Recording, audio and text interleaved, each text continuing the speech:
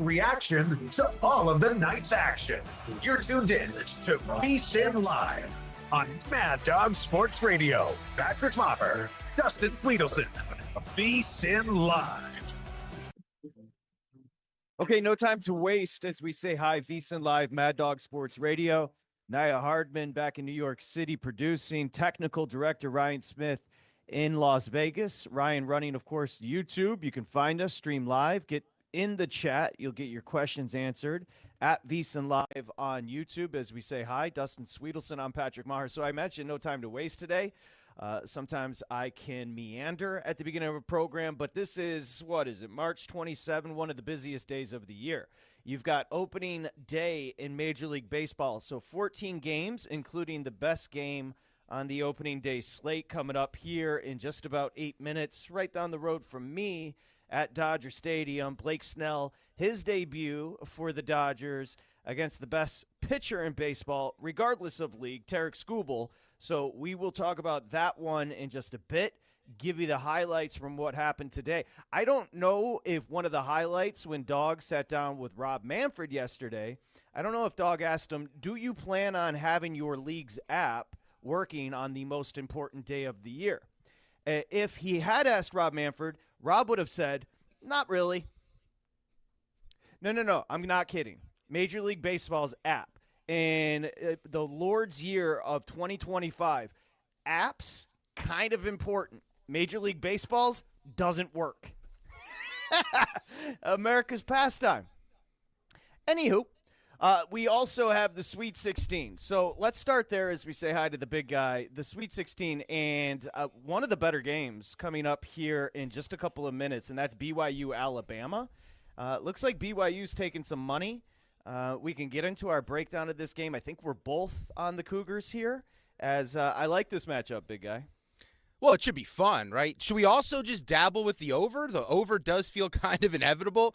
It feels like the super square play, but it also feels like the outcome we deserve. Both of these teams like to get up and go. They like to run. They like to score. Alabama's great in transition. Both teams going to shoot it from three.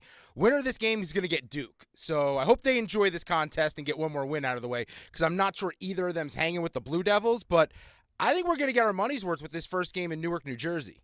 Yeah, but I mean, by far and away, the biggest total on the board. You mentioned, should we bet the over?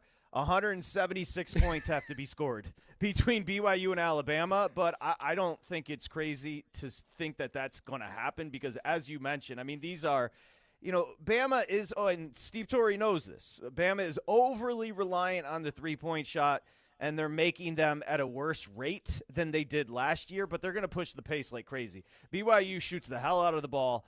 BYU's got a top 10 offense. BYU, the reason I do like BYU on the side, Dustin, we should get our cap in quickly here before it gets going, is because they also have size. They're top 35 in height. So an SEC team that is going to take it to the rack because BYU struggles with that can defend and use big bodies against an SEC team like Alabama. I like BYU.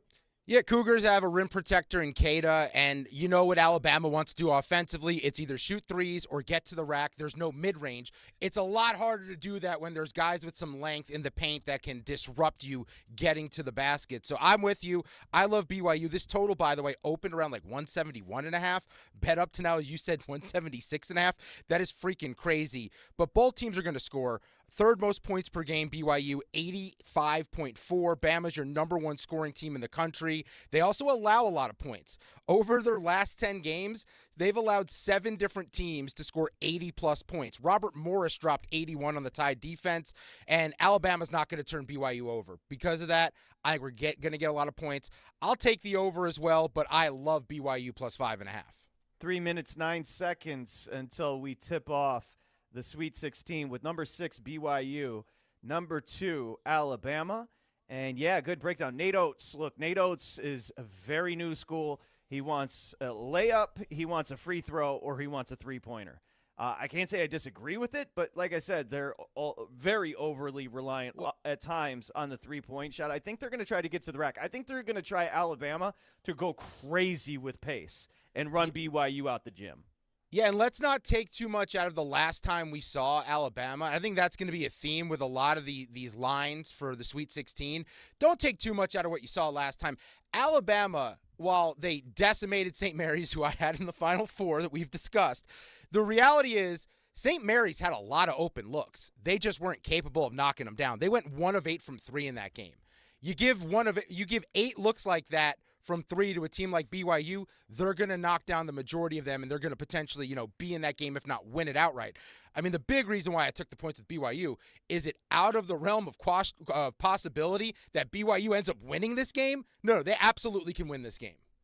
Yeah, they're plus 173 on the money line. I don't hate it because you have to understand something about Bama, Steve Torrey, and that is they lost 5 of 9 coming into the tournament. So it's not like a team that was peaking. The inverse would be BYU, who had been playing better. So I just listen, we talked about it. Mark Pope, he left by BYU to take a job at his alma mater in Kentucky. BYU would laugh if Pope said, "I want the job back." And he's coming from one of the most prestigious college basketball program on the planet because Kevin Young, who is in the NBA forever, is running an NBA-style offense with BYU. And he's going to get a bigger job soon. Yeah, and he's kind of doing what Nate Oates does with quote-unquote lesser athletes, but maybe some older players there. Now, Bama's got some seniors on the roster, too. I shouldn't say that. But BYU, traditionally older players on that roster, they both want to do the same things. That's why I think this game's going to be fun. The question is, if those shots are not falling early, what happens here? Because we've seen this from time to time, new sight lines, first game in a new arena of this next round of the NCAA tournament. Sometimes those shots aren't falling. The question is, which team does that affect the most in this one? But I do think they're both going to find a way to get buckets here. BYU plus 5.5. I mean, 37% from 3. That's 28th in the country. And you mentioned it. Bama, 10.2 3-pointers per game. That's actually down from what they've done in recent memory. They're going to chuck them from beyond the arc, even if they don't fall early.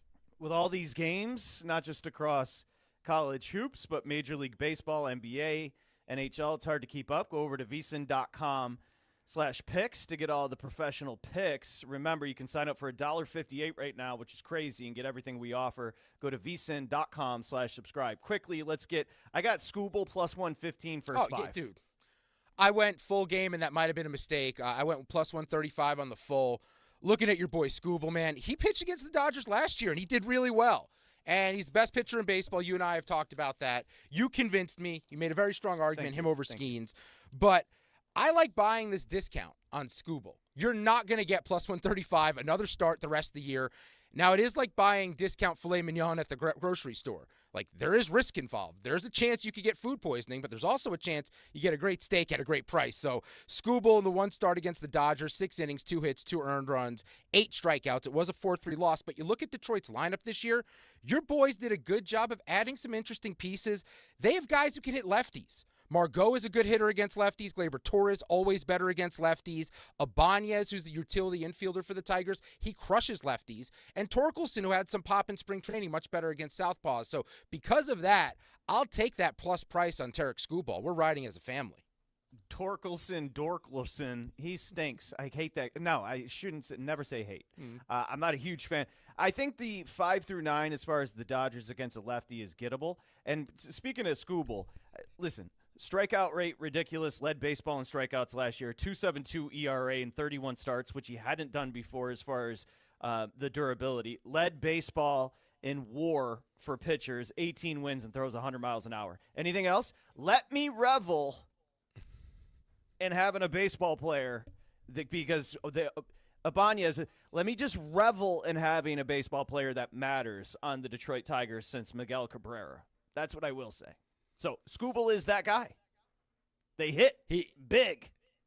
Can I want to transition, and if you want to jump in, 888, we'll get into the day's baseball. 888-623-3646, because I have something that I've been chomping at the bit to discuss.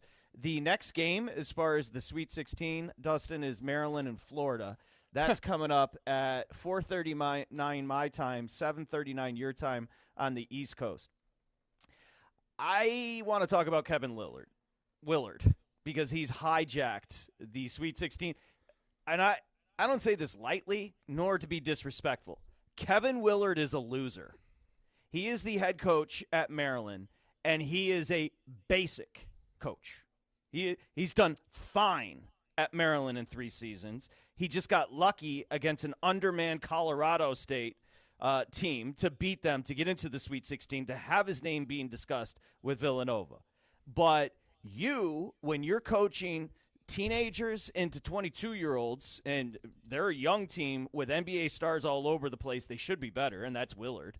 But when you're a guy that's coaching kids, the idea that you're going to put yourself and make it all about you, I'm sorry, raised incorrectly, loser. Willard. And another thing, Villanova, if you want to take the Villanova job, just do like Will Wade did and get out in front of it and say, I had an honest conversation with my donk team. I said I'm going to Villanova because they don't have a football team that matters. I'm going to be the only thing that matters in the Big East, where I used to coach with Seton Hall. It's been a great run here at Maryland, and that's what's happening. Instead, he's making it all about him. And there are 15 other teams in the Sweet 16 that Willard said, go F yourself because it's the Kevin Willard show. You're Kevin Willard. Wake up. And Villanova, I have no clue on what planet you would take somebody that's as unscrupulous as Willard, and not even an elite basketball coach. He's a fine basketball coach, if you want to put it that way. He did a fine job at Seton Hall, Steve Torrey. He did a fine job at Maryland, where you can win big-time basketball games. Ask Gary Williams. Ask Lefty Drizel. It's Maryland. I'm 40. So this Kevin Willard walking around with the big-ass head talking about, hey, why didn't you just tell people you were going to go to Villanova? And he starts breaking down the Florida offense like he's cute. You're not cute. You're annoying. You're not a professional. You're a college basketball coach. Act like it. I have an issue. For those that missed it, this is the clip that Patrick just mentioned of Kevin Willard being asked a very honest, fair question at this point in time with the rumors circulating, the complaints he's made about his own athletic department. This is how it went down at his presser the other day. You've been very open the last week about, trying to get greater NIL share, revenue share. I'm sure you saw Mike Loxley yesterday said he would prefer to keep some of these issues in-house. Why have you felt like kind of bringing this discussion in the open has been the best way to advocate for your program? Well, I'll be honest. I think our biggest thing is we got to stop Clayton. He's really good. He shoots the basketball going left 48%.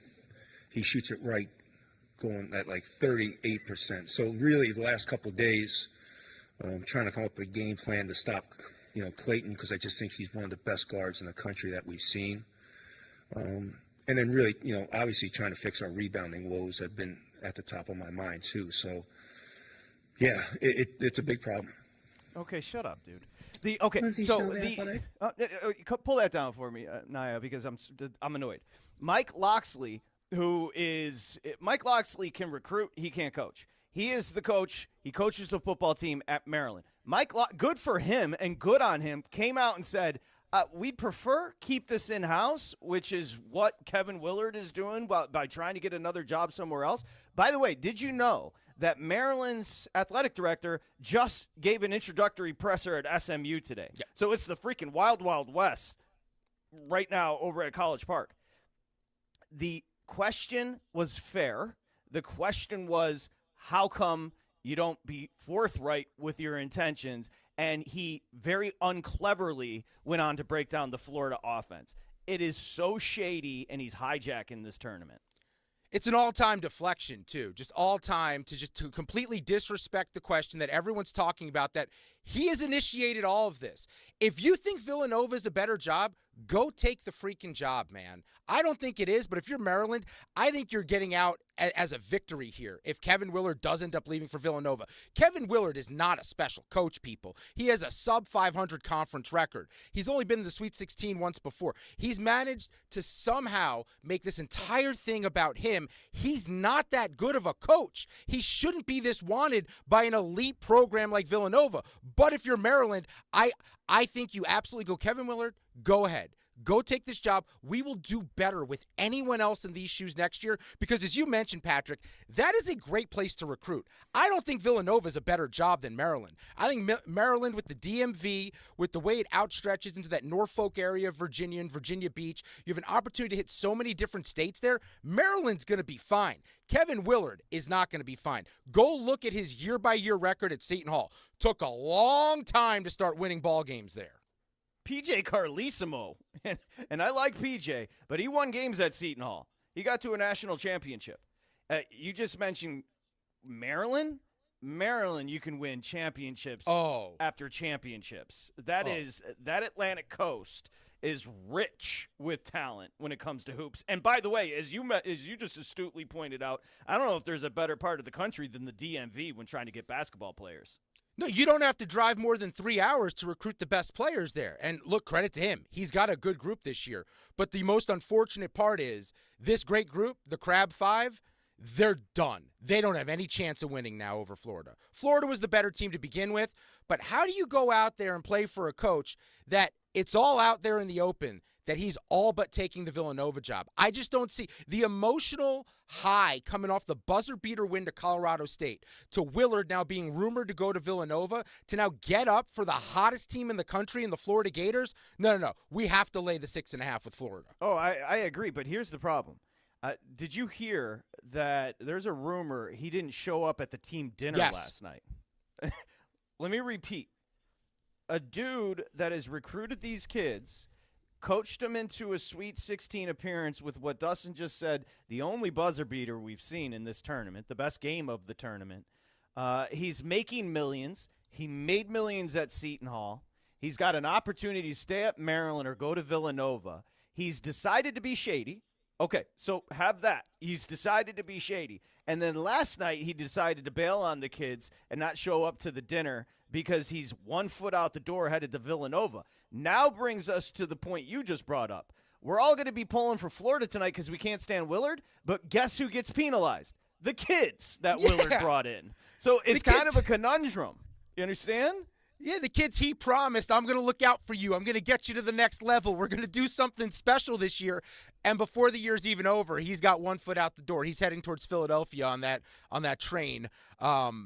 Look, I feel bad for the Maryland players. As someone who has 85-1 on them, I feel like I have to go heavy on Florida money line. I have to pay a price here. I'm going to pay a tax. But I can't imagine there's a world, a scenario where they're able to hang with a team like it was already going to be hard enough. But now you have to deal with this off the court. I'm not buying it.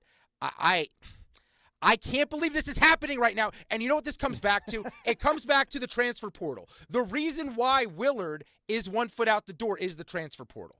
Because he has to start recruiting for Villanova, because he's no longer recruiting for Maryland, despite being in the Sweet 16 and a win away from the Elite Eight. Well, I'll say this. If he wants to go to Villanova, he's not Jay Wright. And there was a reason Villanova was special when Jay Wright was there, because Jay Wright ended up being a special coach. Willard is not that. And you mentioned the Crab Five. Those are the 5 starters for Maryland. The issue with going against Florida is Florida goes 10 deep, and they're better. Yeah. So after the Crab Five, Maryland's got nothing. Here's what I'm going to tell you. 6.5 is a gift. Yeah, no, but here's what I'm going to tell you. We are shaping up for an absolute all-time post-game press conference tonight from Kevin Willard. There is going to be fireworks if and when they lose, because they're going to lose. I don't see them winning this game, but it is going to be one of the all-time press conferences. That is, if Kevin Willard shows up. But if they're serving food and his team is there, he wouldn't show up. We know that because that's called dinner. But the one thing, Dustin, I will say, I'll answer my own question. Why hasn't Kevin Willard simply done the couth thing and the rightful thing and said, hey, guys, talk to my team. I'm going to take the Villanova job. It gets even shadier. You know why? Because his agent is still working out a deal and using leverage with Villanova and Maryland and trying to get as much money as possible. That's why he's not saying anything. It is so shady. Look, in the book of shadiness, if we're comparing something Will Wade did to you and Will Wade is on the moral side of the story, I would just say you have dug deep with the devil with what you're doing right now if you're Kevin Willard. If we're saying Will Wade was up front, he told everyone, hey, we discussed the future. We're talking about what's going to happen next. We know what's out there. And Kevin Willard is treating this way, and we're comparing him to that guy who had a ban from the sport at one point. You got to look in the mirror if you're Kevin Willard. Hey, by the way, they should have set the total at 200 with BYU and Alabama. It's 15 minutes to play. Neither team can miss. It's 17-15 with 14:40 to play. BYU up 2. Neither team can miss. Dude, they're running insane. Every time the other one scores, they're up past half court with like 28 seconds on the shot clock. Both of these teams just want to go, go, go, go. This is what we deserve right now. This tournament has been absolutely horrendous. We need the action that is Bama and BYU right now. About that action, boss. All gas, no brakes right now, BYU and Bama. I do agree. As I look to 4:39, so just about 20 minutes away, I do agree. I think Florida State getting bet down to 6.5 is a gift. First off, he might be a freak, but Todd Golden's a better coach than Willard, and he's got deeper talent. Oh, by the way, it's up to 7.5 at DraftKings now. Total 156.5. So we're on the move here. Yeah, Florida's the most balanced team in the country, and they're playing the best at the right time. And I think that matters here. I mean, Ken Pom has them 3. Torvik has them 1. They're 72-33 straight up since Todd Golden got there. This is a different class. This is punching up for Maryland. And I think the point you brought up, Maryland may be able to run with them early. There's a chance we see that. But it's going to wear on them late when Florida has fresh legs on the floor in the final, 5-6 minutes in the second half, and those 5 for Maryland are still out there. Florida just has so many guys they can throw at you. They have a bunch of guys who can shoot from beyond the perimeter. And the reality is Maryland likes to play inside out. They have 2 bigger guys, and if Florida knocks down their shots from 3, it could be a long day for the Terps. By the way, Alabama can't miss from 3. They're 5 of 8, shooting 62.5%.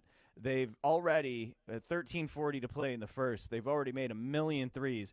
However, BYU's keeping up. It's 21-19. This is going to soar over 174.5, 175. Yeah. Oh, you know what? I can't get you a live in-game number on this right now. Let me pull up. I was looking at DraftKings. You know why? Because you can't bet on this game in the state of New Jersey, and for whatever reason, my DraftKings defaults to that. But because this game and the other game in New Jersey, they have a rule against college sports being played in the state where you can't bet on it. So let me pull up a live number for you somewhere else. All righty then. We are underway at Dodger Stadium with Snell and Skubal scoreless in the first. We'll keep you up there. Scoreless at the end of one. That first 5 total was 3.5 with 2 guys that are going to deal. We know this. Go ahead. In-game total, 187.5. Yeah, it's going to keep going up because they can't. They just refuse to miss shots. Both of them. BYU right now trails by 2, 21-19, 13:09 to play. Bama up. If I'm BYU, and, Steve Torrey's dialed into this, probably popped about 3 gummies. If I'm BYU, I'm feeling pretty good because when a team starts 5 of 8 from 3 and you're down 2, that's a great sign because BYU is 1 of 5 from 3 to start. Oh, those are going to start falling. Don't worry about that. BYU doesn't stop shooting from beyond the arc. They want to play the same game here. By the way, Steve Torrey hits the air as the Yankees are potentially going to blow their home opener or their season opener. And you could hear him talking through on the air about, you don't want to take too much out of it. It's just 1 out of 162, but at the same time, really don't want to see this happen with Devin Williams against his former team. That would not be a good start to his career as a Yankee. You could already see Torrey going into the black cloud of the Yankees. Game 1, first shift on the air while the first game's happening. Well, if there's 2 sides to a mouth, he was talking out of both of them. And I'll say this about Torrey. The reason he freaking loves baseball, college hoops and baseball are his 2 sports. The reason he loves baseball is because of what you just said. He legitimately will stress over 162. Oh, no. It will impact I'll take his a month mood. and a half off in the middle. I take July off for work. Why not just take it off for baseball? I'll take a month off and check back in. Torrey, you know what he was doing? He was saying, don't take it too seriously game 1 because he was talking to his self. No, it was 100% self-talk of, hey, we got to stay in our shoes here. We can't get ahead of ourselves. It's not the end of the world. It's a long season. By the way, in the media roundup, we do have a great other show doing a bit of a troll job of Steve Torrey that we will discuss. Oh, I like that. Steve, if the Yankees, they did win, but if the Yankees had lost today, Steve would have been in front of his mirror. We're good enough. We're strong enough. It's going to be okay. It's gonna, and gosh darn it, people like us. Stuart now, Smiley. Now, when we come back, the other team in New York, I'll say this. I don't know if you believe in omens, but what just happened in Houston with the Metsies might be a bad omen. So we'll come back. We'll set you up with what happened across opening day. I know a lot of you didn't get to watch it because the Major League Baseball app doesn't work, which is apropos. It feels apropos. If the Major League Baseball app doesn't work and it falls in a forest, does anybody hear it? Because, I mean, a couple people tweeted about it. But, if LeBron and Stephen A. Smith had lunch together today, it would have blown up the United States. Major League Baseball, they can't make a sound, even when the app doesn't work. Let's ask Manfred about it. What is your strategy with the app? Probably not have it ready for opening day. Good plan. Yeah. Baseball at least now has a legitimate excuse for the first time when they're asked, why doesn't anyone watch baseball anymore? And they say, well, we've made it impossible. Our app that people pay for, you can't log in. Yeah, you don't want the answer to be literally because they can't. They can't. It's not possible. Why aren't they watching? We're not letting them. Yeah, so if you wondered why ratings are down, hand up. That's on us, but you can't blame the game. You can't blame any of the new rules I implemented. It's like somebody I'll do a relationship for the big guy since he's in one. It's like somebody in a relationship withholding sex. It's like, out of bitterness, because we're getting such bad pub, we're not going to let you watch our sport. I'm going to hold the buns. 888 Mad Dog 6, 888-623-3646. Just getting started on a busy Thursday here. VSiN Live, Mad Dog Sports Radio. This is VSiN Live on Mad Dog Sports Radio with Patrick Meagher and Dustin Swedelson.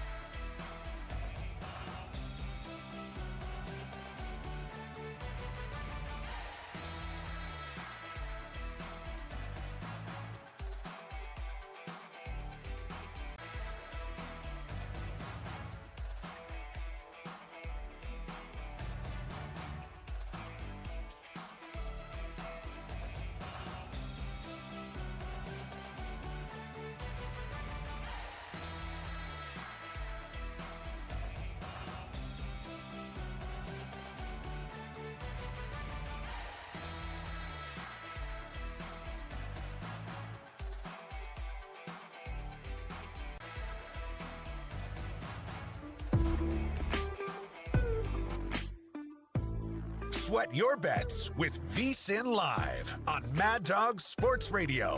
Here's Patrick Meagher and Dustin Swedelson. They're interviewing Nate Oates at the 10.5-minute mark of the first half there with Alabama and BYU. Bama's up 27-26. Alabama has attempted 14 three-pointers and 3 two-pointers. If people get bitter about new basketball and like new age basketball, this is going to break their souls. No, it's literally how kids play NBA 2K. That's the video game. It's literally what kids do. It's either I'm launching one from 3 or I'm driving straight to the basket. There's no mid-range here. Speaking of which, you can hear every game of the Sweet 16 on SiriusXM tonight at 10:09 Eastern. Here, a 3-seeded Texas Tech take on the 10-seed Arkansas in the West region on Sirius 209, XM 202 in the car, and the SiriusXM app. For a complete schedule of the games and channel numbers, go to SiriusXM.com/sports or search March Madness on the SiriusXM app, and you can go to VSiN.com/picks for all the plays. Dustin Swedelson, I'm Patrick Meagher, as we do welcome you back. We got a barn burner, folks. We're just about to get to the 10-minute mark with Bama up 27-26 over BYU. BYU closed 4.5. Bama just hit another 3. Shocker. They've taken $1 million. They can't miss from long range, and BYU just down 4. So BYU's got to feel good about themselves. The next game on the slate, Dustin, is Maryland and Florida. We already crushed Willard. No need to belabor, which I did when I did it, because it is anywhere between 6.5 and 7.5 with Florida laying it. And I believe we're going to hear from Todd Golden here, the coach of the Gators. Here's what Todd Golden said. You're going to face Maryland. They've got the two bigs, Queen and Reese, down low. They're not really a great two-point shooting team, but they run a lot of ball screens. And this is Todd Golden, head coach of the Florida Gators, talking about how they'll handle those ball screens the Terps like to run. As for the defensive side of the ball and their angle, definitely prepared for drop. I think that's pretty consistent in the way they play. They do a great job using their size and length around the rim. And, we got to be prepared for that. And we see that in our league a little bit. Alabama drops a little bit. I think even in our last game, UConn, at certain times they hard showed a little bit. They'll drop a little bit. But, yeah, we'll be prepared for their ball screen coverage for sure. Old co-ed Todd. Ooh. Tinder Todd? Sets that age location really young, though. Hey, here's one thing, and that's America. You perform well at your job, you'll get taken care of. And Todd Golden, just Google Todd Golden at Florida, and you wonder why he still has a job. It's all good. He can't lose. No, and college basketball coaches especially. It seems like you wait a little bit, and we tend to forget if you win enough ball games of anything you've done, because you'll look around college hoops. It's a lot of shady characters who've gotten in trouble later. We'll get to Ole Miss, Michigan State in that same discussion, Chris Beard. Do you have, by the way, an updated total on Bama BYU? Because they're not missing much. No, by the way, the update stats-wise for BYU is 7 of 15 from 3, and we're at the 10-minute mark in the first. They've launched 15 threes already in this game. You're in-game, let's see, reload. 188.5. It was up to 189. It just ticked back down to 188.5. They must have missed a shot. Yeah, that's hilarious. All right, so Major League Baseball opening day today. It is, for many, it is still a holiday. A little odd with, a team like the Dodgers hosting the Tigers.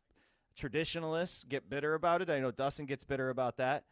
But it is what it is. Let's start with the Angels and White Sox, because these are going to be two of the worst teams in baseball. The White Sox went nuts. Did they score 8 runs in a game last year? Not sure, but here's what you don't want if you're the Angels. You don't want to be pitching a position player in game 1, and that's what they did today.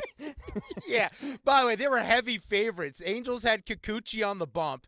They paid him a bunch of money, which I don't understand why.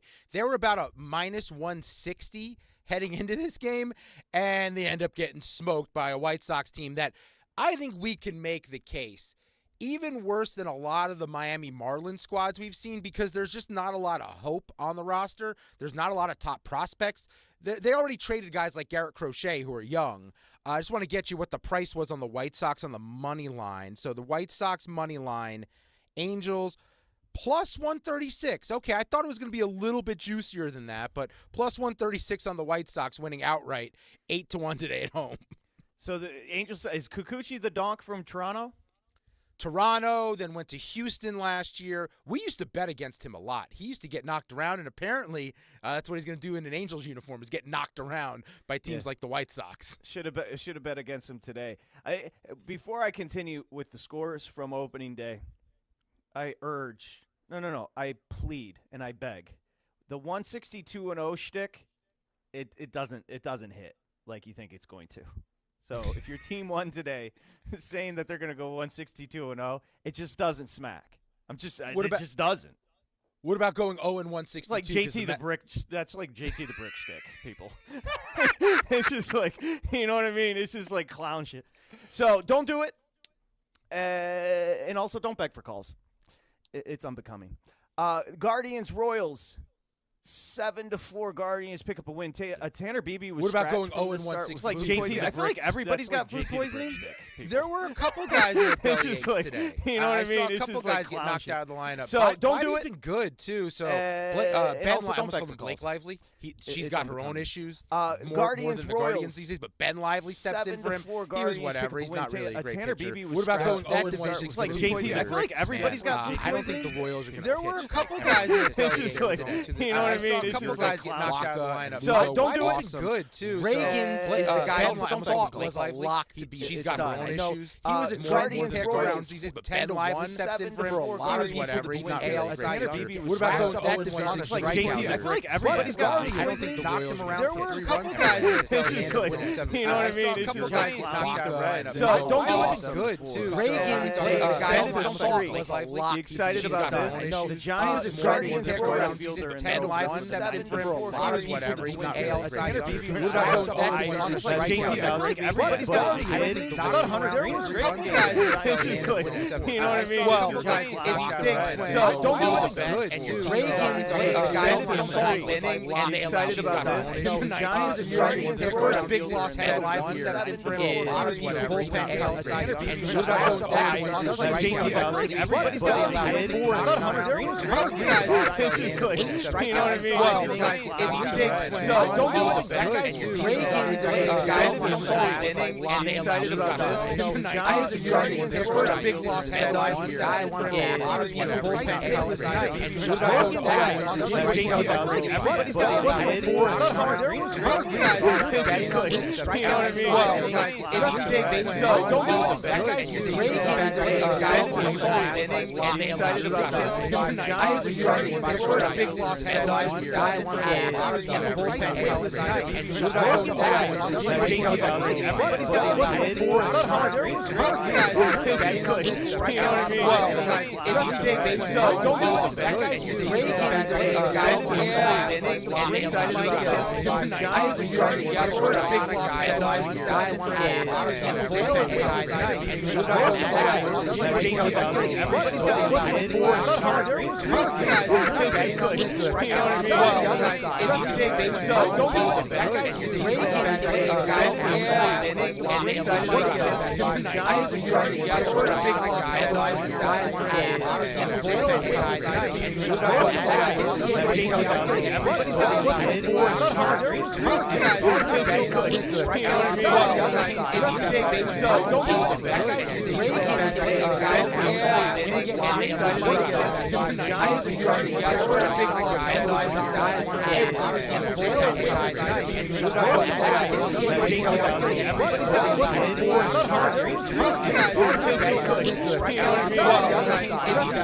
so don't do it. That guy's Reagan is the guy who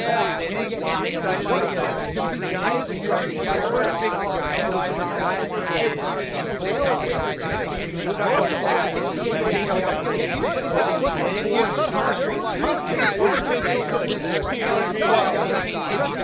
so don't do it. That guy's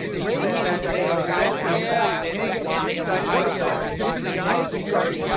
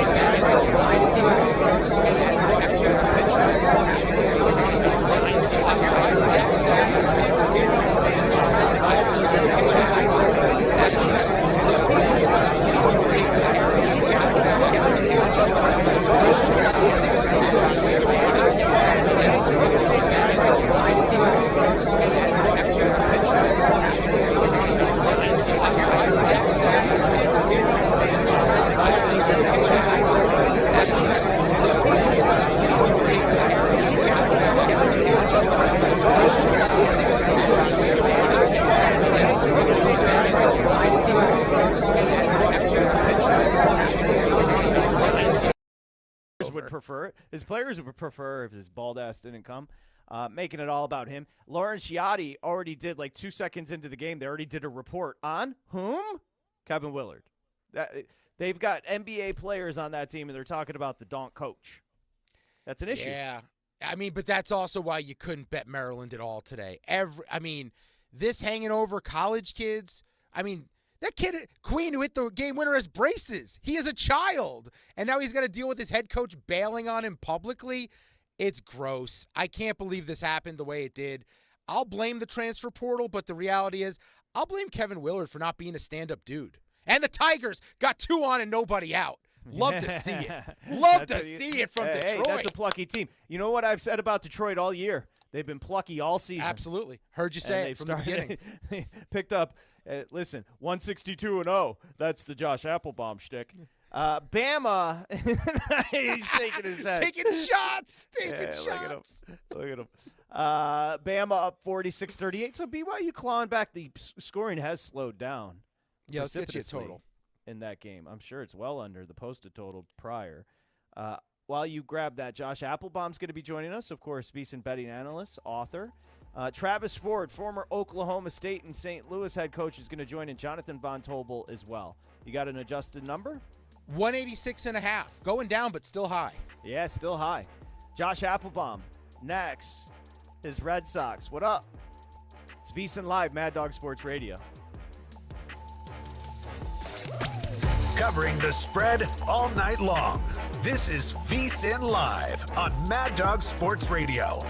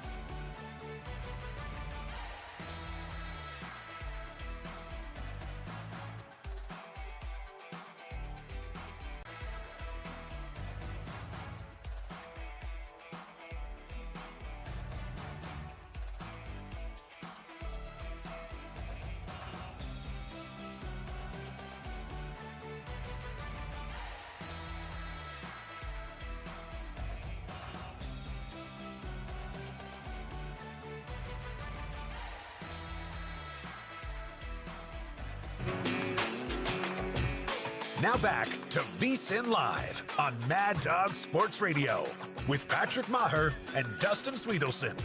Okay, the picks page is loaded over at VSiN.com/picks, and right now you can become a VSiN Pro and get your first 30 days of Pro access for $1.58. Of course, VSiN is now back on SiriusXM channel 158. Get everything we offer, literally the kitchen sink, It's worth it just for the picks. $1.58. Go to vsin.com/subscribe and use the promo code Sirius. Jake Rogers does walk. Big walk. I mean, that's a sub Mendoza type hitter who Snell just walked to load the bases with 2 outs.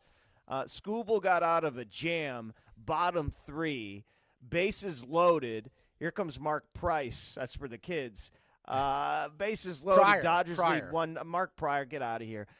Dodgers lead 1-0 over Detroit. We got first 5, plus 115 on Skubal and the Cats. Who is this kid who's up? Why is Sweeney not at shortstop? Who is Ryan Kreidler? I don't know who this person is, dude. I can't name half this team. Yeah, this could be questions I don't have the answer to. Josh Appelbaum is a betting analyst over at VSiN. You can also check out his podcast, All Systems Go.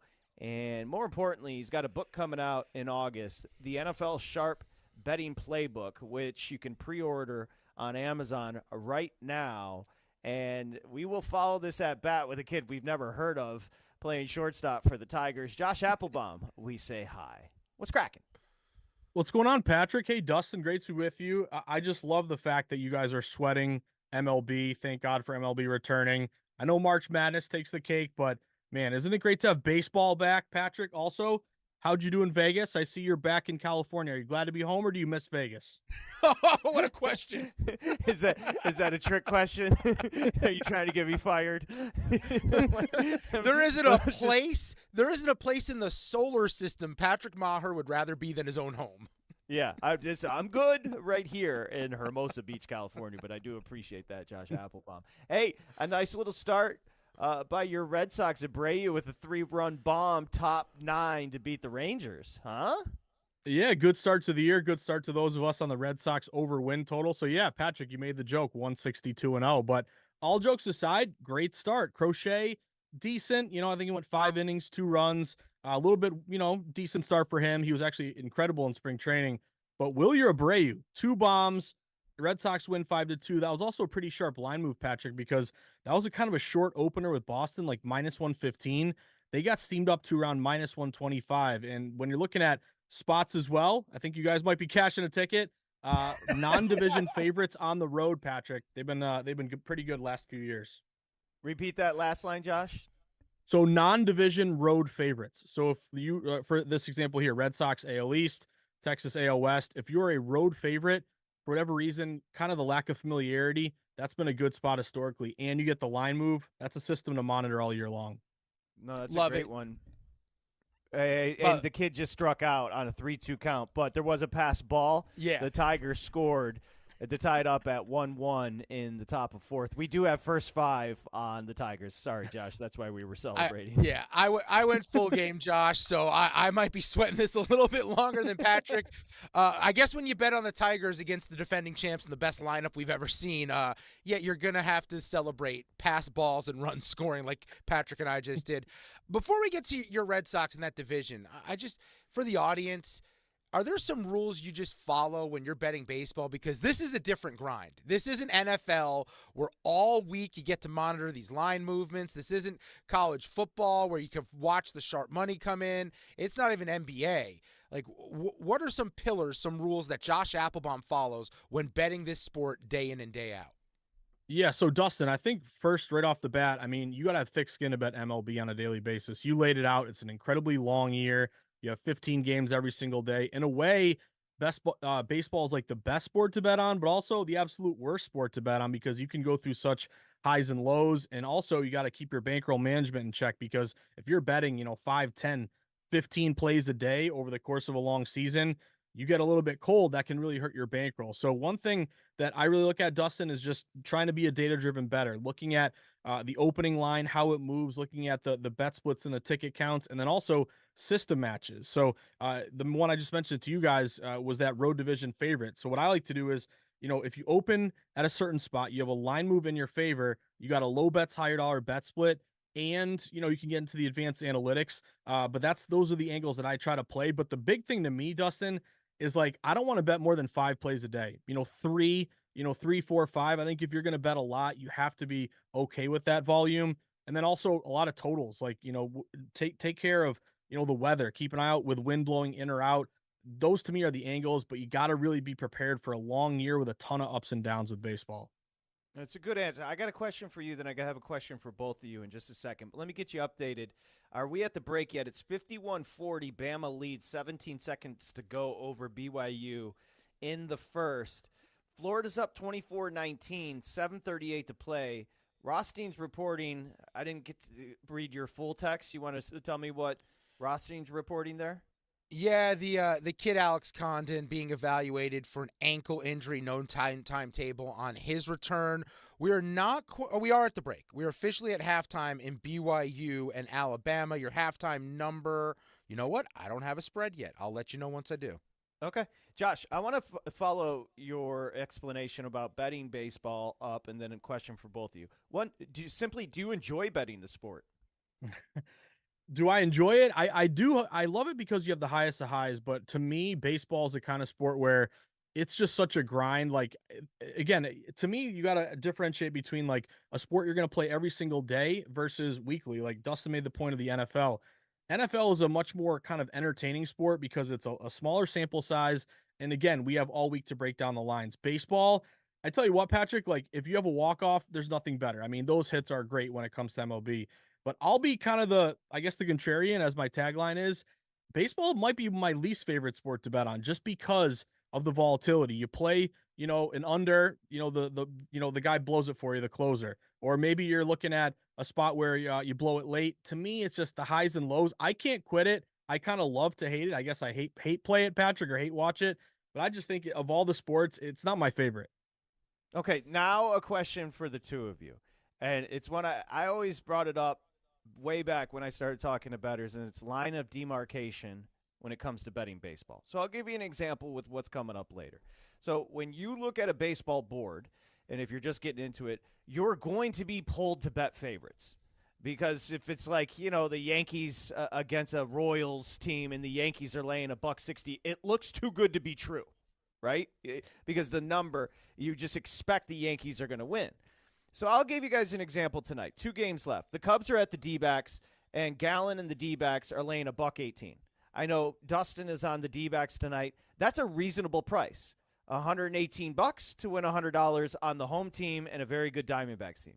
Then you have the Athletics at the Mariners. Athletics not very good. Mariners are going to be good. They have Gilbert on the bump, but you have to lay $158 minus 158 to win 100 on the Mariners. I'll start with you, Josh, and then Dustin, I want your answer as well. Do you have a line of demarcation where you just simply, it's not worth the squeeze to lay this price day-to-day in baseball? I do, and I think you laid it out great, Patrick. So for me, I would say minus 200. Over minus 200 to me, it's a layoff, or you might go run line and go minus 1.5 and get a better price.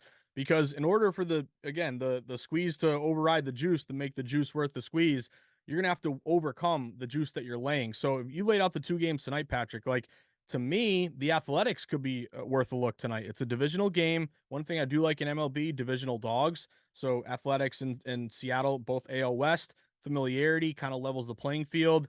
Also, you have seen that line kind of move a little bit toward the Athletics. They were like plus 150. Now they're down to around plus 145. But if you look at the bet splits, 87% of money line bets at DraftKings are on Seattle. That means everybody is playing the Seattle Mariners tonight. So I'll take the 13%, a plus money dog. Patrick, these are the plays you probably only win 46, 47% of the time. But because of the plus money, they're profitable. I would lean more Athletics, and I don't like to go above minus 200 favorites. Great answer. Dustin, you're looking at a board. It's June. And, again, you're trying to scrape together a winning baseball season. One of those laying a big price can hurt you. Do you have a number? 160 to 165. 165 would be the point where I don't anymore. But in between that 160 to 165, I'm not really willing to go more than that, just because baseball, because of the long season and anything can happen on any night. I mean, your pitcher could hurt his arm in the first inning and need Tommy John and get taken out, and it becomes a bullpen game. There's just so many variables at play, and I do think there are a lot of dogs that are interesting each and every day. I would tell you, though, at the same time, I tend to overthink baseball because it's my favorite sport. And because of that, I will back some dogs that don't deserve the backing. I will adopt some puppies from the pound that maybe have some rabies or some fleas, and I'm trying to clean them off and have an opportunity to find a show dog there from the pound. But I agree with Josh. Oof. Severino's the play. Severino and the Athletics is the play. Plus 142. I love Logan Gilbert. That is a heavy price to play when I think both pitchers should shove tonight in a ballpark that's good for pitchers. And the Oakland Athletics, dare I say, have the better lineup in this matchup. Don't hate it. The totals betting as well and prop betting when it comes to baseball, Josh. Let's talk about that.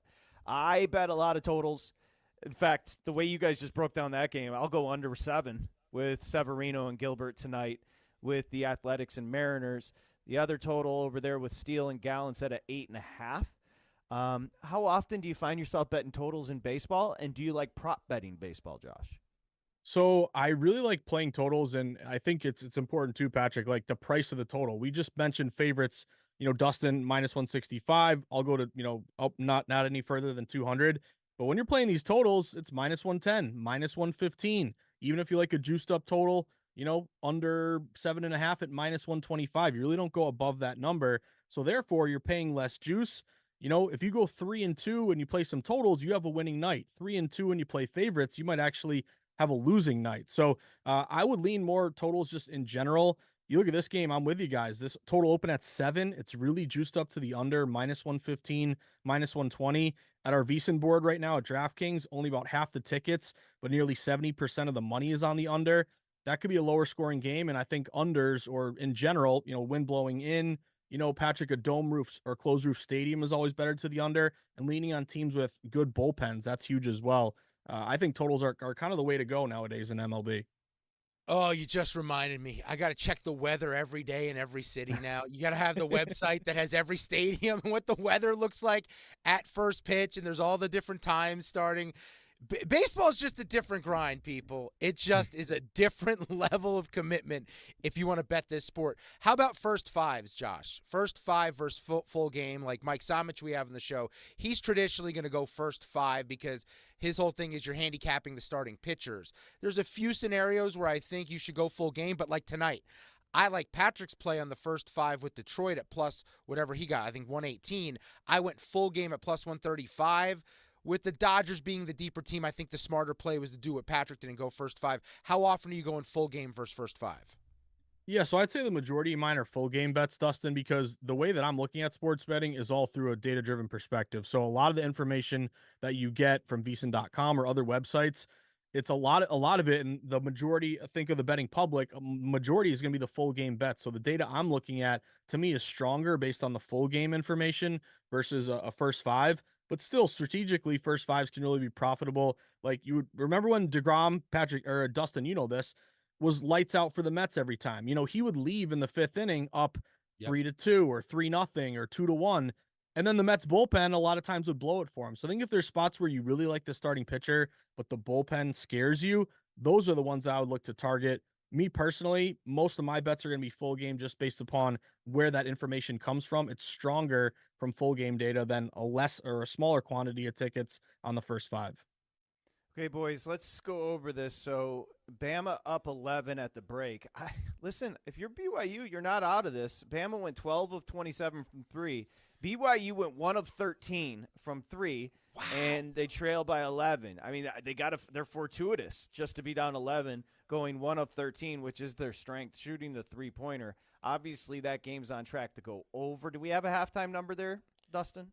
Yeah, I'm seeing BYU laying 1.5, total 91.5, and it feels like to me, now, Josh, you're better with the numbers, but positive regression coming for BYU from 3 and a negative regression coming from Alabama from 3, potentially here in the second half. That's why BYU's laying 1.5.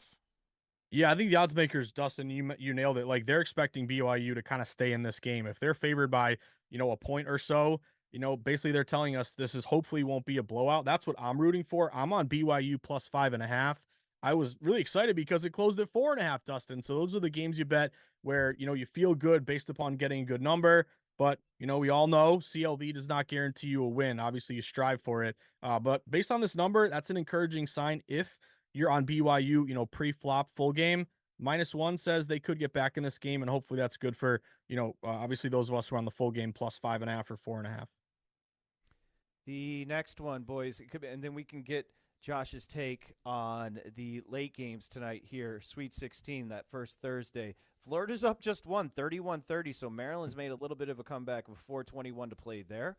We will keep you updated. The two late games, Mr. Appelbaum, the one first up is going to be Arizona and Duke, and Duke's up to 9.5, 154 in the total. Did you do anything here? I did, Patrick. So I'm going down the ship with these dogs. It hasn't been a great start to March Madness. Favorites are 28 and 24 against the spread. But I like this play just from a market perspective. Arizona tonight is your number one contrarian play. This is the most unpopular play of the night. The public loves the Dukies. Makes total sense. Cooper Flag, top seed. They've pretty much rolled everybody all year long. Now, this opened at -9 at a lot of shops. It got up to 9.5. It even touched 10 very briefly at a couple places.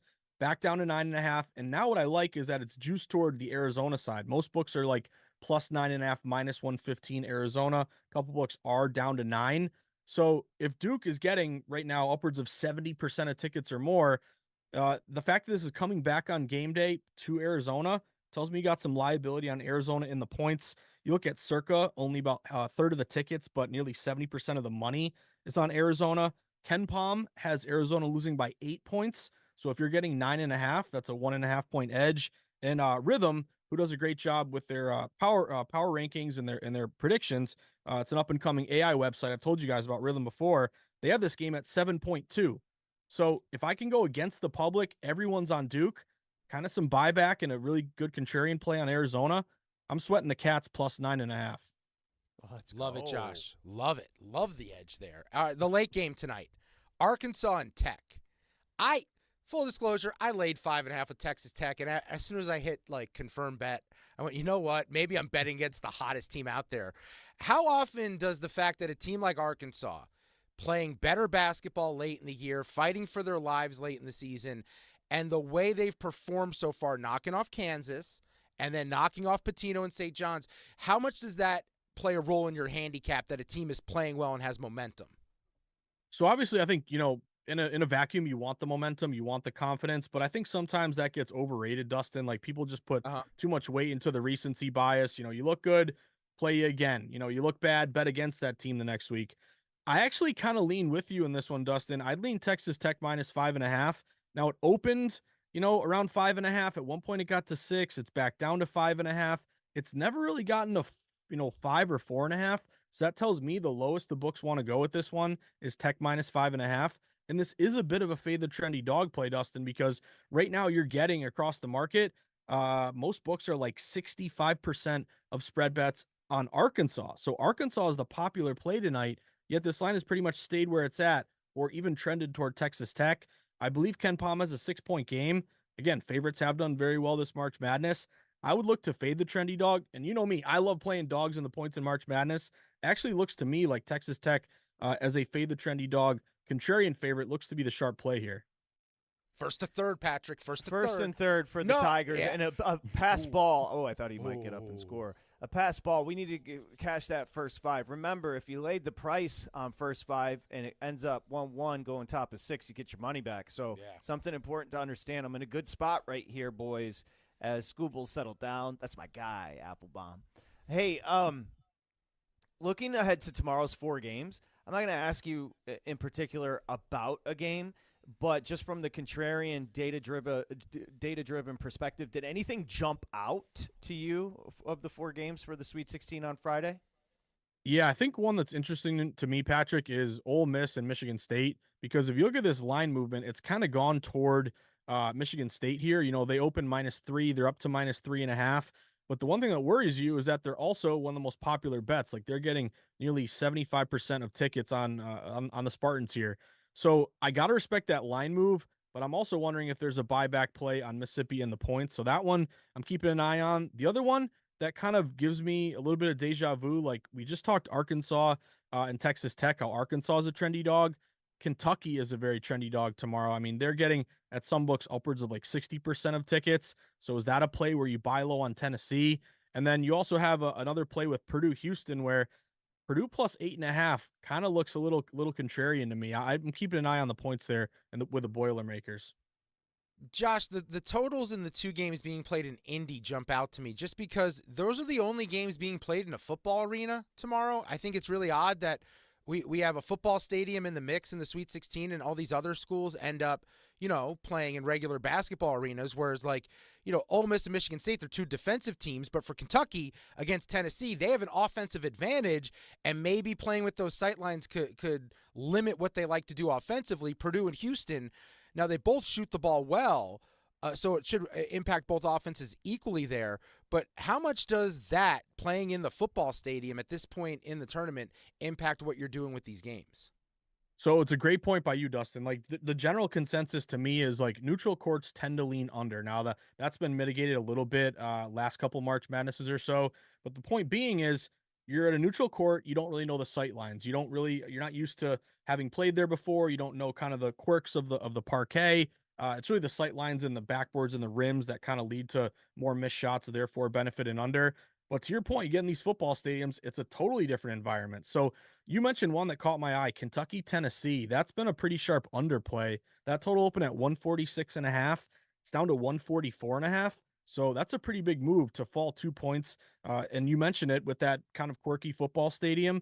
You look at the splits on that one too. At DraftKings, only 25% of bets, but 50% of the money is on that under. And if you look at Circa, it's half the tickets, 70% of the money. So that's one to me where, again, you think of Kentucky, they can score a ton, but Tennessee's got a great defense. It's a football stadium. Public's over, yet the total's falling. I may have to add that under 144.5 Kentucky, Tennessee. Beautiful. Detroit's got bases loaded, one out. This is big. Top of five, boys. Margot's up. Margot is a lefty masher. 2 for 2 with 2 singles today. I know it sounds crazy. This is the guy in the Tigers lineup you want up in this spot. Come on, Josh. Give me a little juice here. Oh, man. Let's start off the baseball season 1-0, Appelbaum. Come on, let's go. I'm rooting for you, man. Also, let's add the Detroit Tigers wearing the best road unis in baseball today. The best. You like the I mean, the Grays are always. Oh, that's going to score a run, fellas. That's what you like to see. That's what you like to see. Yeah, you think Scooble's going to give one up in the bottom of the 5th? There's no chance. There's just no chance, Lance. And another thing for you, Appelbaum, we were having a discussion yesterday about Wrigley or Fenway. Now, you're a New England guy. Dustin was talking about the expressways. But I'm talking about the parks in particular. Have you been to Wrigley? Because I know you've been to Fenway. So I have been to Wrigley, believe it or not, Patrick. When it was 2011. It was the Bobby V year, the year the Red Sox were pathetic. And right after the chicken and beer, they had they couldn't find a manager. So they bring in Bobby V. He was terrible. But me and the boys, I think we were what was that? Jesus, I'm getting old, Patrick. I think we were 24 at the time. And we all went out there. We had none of us had been to Chicago. Absolutely loved it. Like it's kind of like a neighborhood vibe. We went to one bar. I think it was called Murphy's. One of the coolest sports bars I've ever been to. So Chicago, really cool stadium. I'll still say Fenway's the best, but Chicago's up there. They deserve all the recognition they get.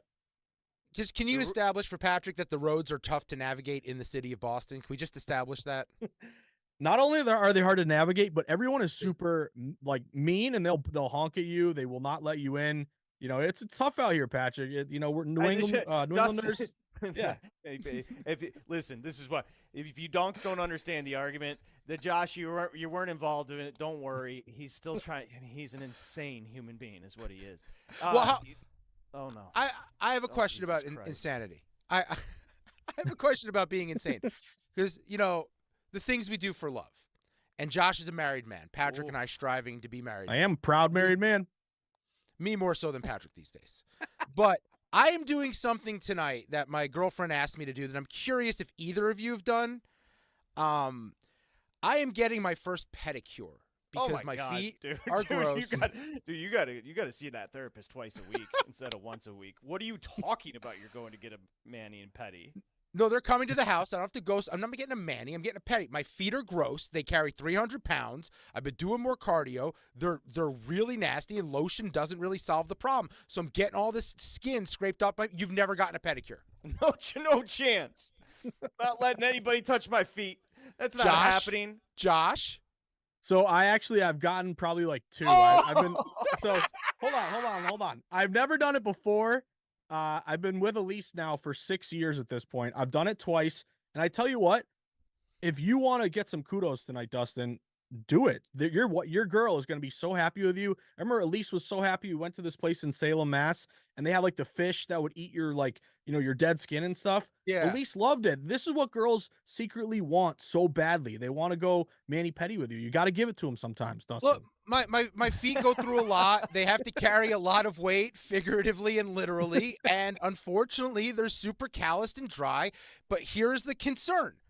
I am super ticklish, and I'm scared I'm going to kick this poor woman in the face and break her nose at some point because I don't know how I'm going to react to her touching my feet. Well, we'll get a full rundown of the petty or Manny, whatever one it is, from the big guy tomorrow. That's romantic. Josh Appelbaum, VSiN betting analyst, all systems go. The NFL Sharp betting playbook comes out in August. Thank you, buddy. Enjoy the games, and good luck to you. I appreciate it, guys. Have a great night. Thanks for having me on, as always. Yeah, of course. We got Coach Travis Ford, of course, Oklahoma State and St. Louis coming up. Please do me a favor. Don't ask him about the petty. We can talk about it later, but I can almost feel you doing it. We're coming back with Coach next. VSiN Live, Mad Dog Sports Radio.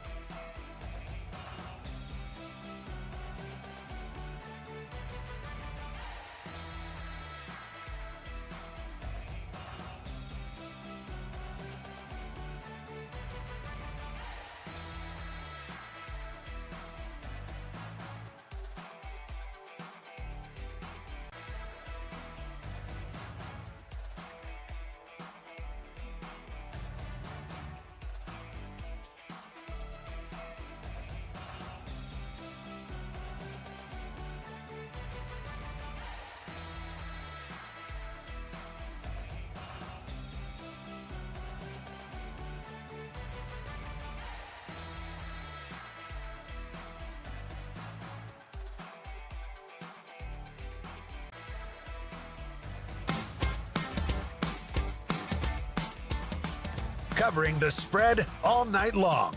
This is VSiN Live on Mad Dog Sports Radio. Here's Patrick Meagher and Dustin Swedelson. Okay, VSiN Live, Mad Dog Sports Radio, as we welcome you back. Of course, a very busy day, opening day, officially Major League Baseball. We've got the Tigers and Dodgers on right now. And, of course, you've got that Thursday Sweet 16. And Bama, who was red hot from 3 in the first, up 53-43. They were up 11 at the break over BYU. BYU was cold from 3 in the first. And Florida at the break over Maryland, 40-38. Now to discuss college basketball, we're going to bring in Travis Ford, of course, former Oklahoma State, St. Louis, UMass, did a great job, made 7 NCAA tournaments, of course, played at Missouri, played at Kentucky. Looking forward to talking to Coach, and you can find him on Twitter at Coach T Ford 5 as we punch up Coach and we say, hey, Coach, how are you? Thanks for a few minutes. I am doing absolutely great. I appreciate you guys having me on. Thank you.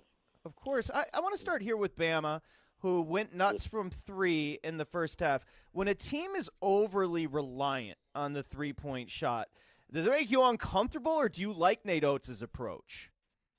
Well, I think that's their philosophy. I think Alabama is as good as any team in the tournament when they're playing their best. Their problem's probably been they've been a little bit inconsistent with it. But they're a team that relies on the three-point shot or the layup. But I think the numbers will come back. Obviously, that was just incredible first half from the three-point line. But, yeah, I think that's what they do. I think Alabama, when – they rely on the three. That's something they work on. That's something that's, that's their style of play. They either take a three or a layup. They don't take the mid-range. Now, Coach, in our world, a lot of us, and by us I mean myself, were doubting this Alabama team because of the approach is just so unique. It's so many possessions. It's so much up and down the floor, and didn't trust their defense with some of the, the totals they're giving up to other teams. Should they hold on in this one? Potentially taking on a number 1 team in Duke with, a lot of young players led by the superstar freshman in Cooper Flagg. Alabama, a bit of a veteran team, guys who've been through it before. How do you think Alabama would match up with a team like Duke in the Elite Eight? Well, I think you said it. Before the year started, I picked Alabama just because of all the players returning on their team. I think, obviously, we all know nowadays in college basketball, not many guys return, and there's so much going on in the portal. But Alabama, with their experience and the players returning within their system, I thought it made them the most dangerous team in college basketball. Now, with Duke, you're just dealing with pure talent, just overall ridiculous talent. I can promise you this. If it comes down to Duke and Alabama, it's going to be one heck of a game. And Duke's going to be a little nervous in that game because of Alabama's experience, because of Alabama has been together, and most of those guys for Duke haven't been through this before. But I tell you, there's not many teams as talented as Duke. But we'll see between talent and experience, what comes ahead. Coach Travis Ford joining us here at VSiN Live, Mad Dog Sports Radio. So we can confirm that Kevin Willard is giving the speech at halftime. He hasn't left for Villanova. Coach, you don't have to say anything. Florida up 40-38. Right. He's sticking around for the second half, which is nice of Kevin, which is nice of Coach. Maryland with the great starting 5, and Florida goes 10 deep. They're up to Florida at the break. What would you expect in the second half here, Coach? Yeah, I think Kevin Willard, first of all, is a great coach, and we all know what's going on around that program right now. Florida is such a dangerous basketball team. I've seen them play in person multiple times. They are physically, obviously got great talent, but physically they're a big, strong, physical team. And Maryland obviously is relying on a few young guys combined with some old guys. I think this is going to come down to the wire, to the very last minute on who's going to win this game. And again, like I said, Kevin Willard, somebody who I know very, very well and is a great coach, but I think Florida, with their talent and the season they had, probably going to pull it out at the end. Winner of that one ends up taking on the winner of Texas Tech and Arkansas. And it's an interesting matchup later on tonight around 7:10 our time on the West Coast, 10:10 on the East Coast. Arkansas, can we just talk about them for a moment? The way they started the year, Calipari, first year down in Fayetteville, seem to be playing their best ball, getting healthier as the season goes on. What do you think the upside is of the Razorbacks here? I think it's absolutely huge. I wouldn't be shocked to see them in the Final Four and beyond. I mean, they're right now obviously playing their best basketball of the year. When you see Arkansas in person, they are physically long, athletic, have talent. You've got Boogie Flam back. You've got Thero back. I think every one of their players, I think were early in the season, I think they were really struggling with their roles, struggling with, just chemistry. And now they've they figured it out. And that's what this time of year is all about. Sometimes, a team may not play well. We've seen it on many teams before, and all of a sudden they get to March and they figure it out. I think Arkansas is that team that has figured out how to use the talent, and they're understanding their roles. And I think they may be one of the most dangerous teams left right now in the NCAA tournament. Talking to Coach Travis Ford here, VSiN Live, Mad Dog Sports Radio, Sweet 16. Coach, peeking ahead to tomorrow. So Michigan State is a 3.5-point favorite over Ole Miss. I'd like just to start with Tom Izzo. I don't know if you've had run-ins with Coach, but can you talk about the job he's done with this squad this year? Yeah, unfortunately, I have played against his team or coached against his teams, and they haven't turned out very well when I did. And I have the greatest respect for Tom Izzo anytime during the season, but mostly during this time of the season. I don't know if there's a better coach as far as in March that prepares his team, gets them ready throughout the season. And I'm with you. I don't think anybody expected them to have probably the season that they had to this far. But I think, any team that's coached by Tom Izzo in March is the most dangerous team. And they're not led by any just one overall amazing player, but it's a total team effort. And Tom Izzo, you see his thumbprint all over this basketball team. Winner Ole Miss Michigan State will end up taking on either Auburn or Michigan. And I think if we would have had that sentence come out of my mouth a month ago, I'd be like, what do you mean Auburn or Michigan? There's no chance that Michigan has a chance. However, those two bigs and Dusty May being experienced this time of year, Coach, that feels like a big factor right now. Auburn not playing great late in the SEC schedule. How do you see the game going tomorrow with number 1 Auburn taking on number 5 Michigan?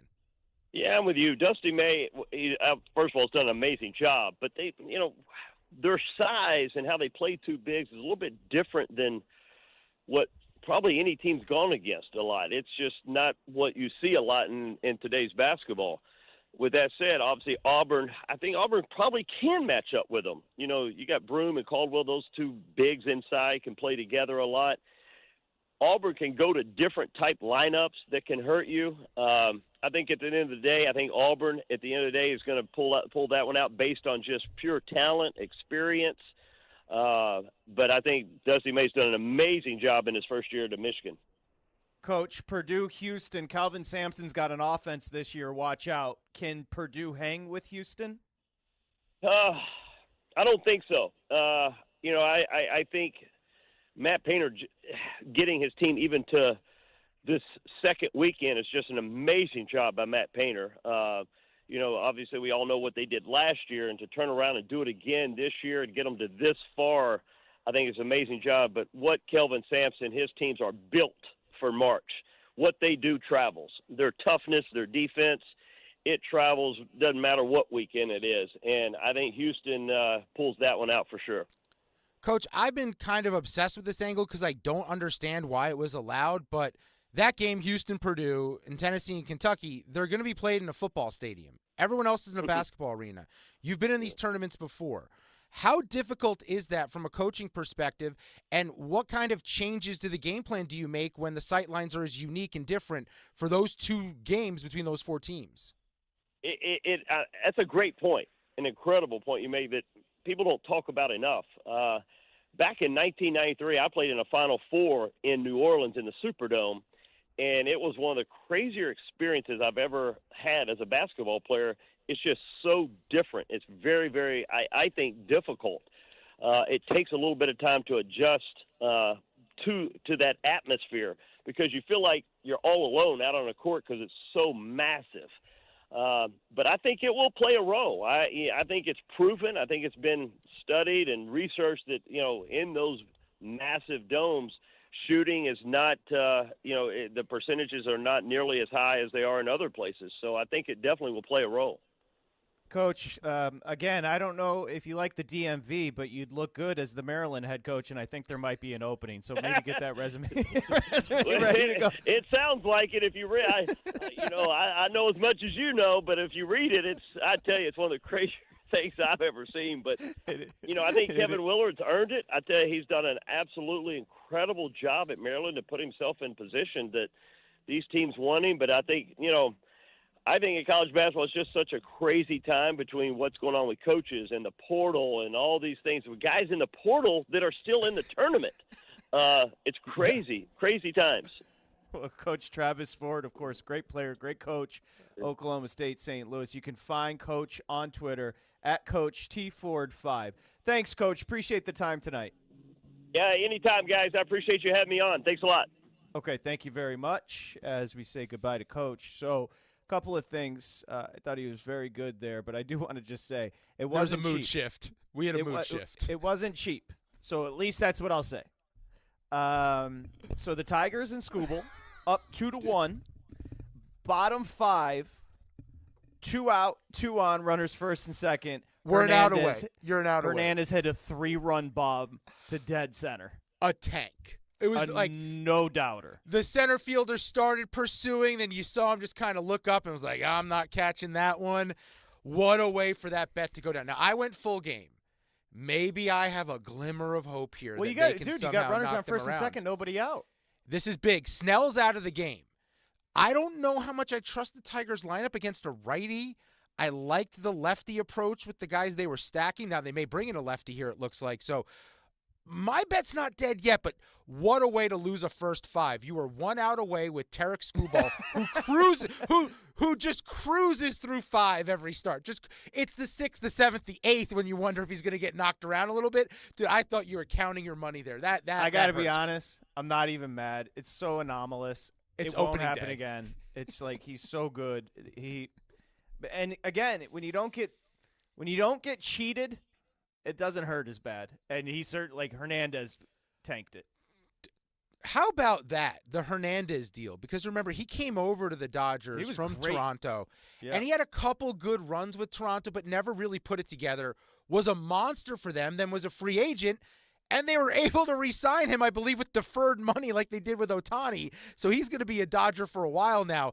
That guy is freaking awesome, and yeah, that was a cut he took. It was a daddy hack. He took to knock that one out. That's exactly what I didn't understand why people got bitter about the Dodgers. Like, you could have had Teoscar Hernandez, and the Dodgers got creative and kept him. Like, he could help every team in Major League Baseball. He's a good ball player. Just because you didn't want to spend the money, well, that's on you. You tell me if you put Teoscar Hernandez in the middle of the Pirates' order, everyone around him doesn't get better because of his existence?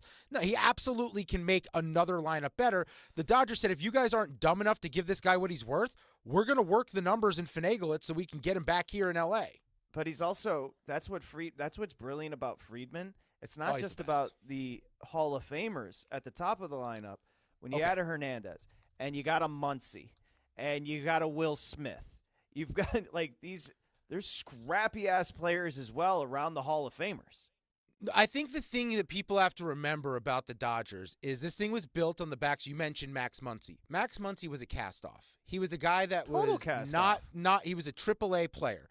They took a chance on him, rebuilt him. The guy that I think is the greatest example of what the Dodgers do is Chris Taylor. Chris Taylor was like a really good prospect with Seattle. I think he played with maybe one other team, but never put it together. Goes to the Dodgers, becomes this super utility guy. You cannot tell the story of this Dodgers run of dominance over the last, 6-7 years without bringing up Chris Taylor and the big hits he's had. So everyone wants to talk about going out and buying Freddie Freeman, going out and buying Ohtani.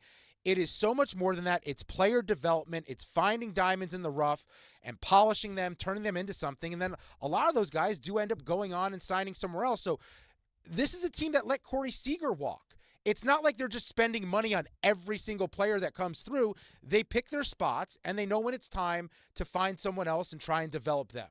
Yeah, and it's an organization. The reason they're great is you just laid it out. They're built from the inside, and then they add pieces as they go along. So that's a big difference. When you constitutionally have a great system, and then you add pieces, and they added Freeman, they added Ohtani. I get it.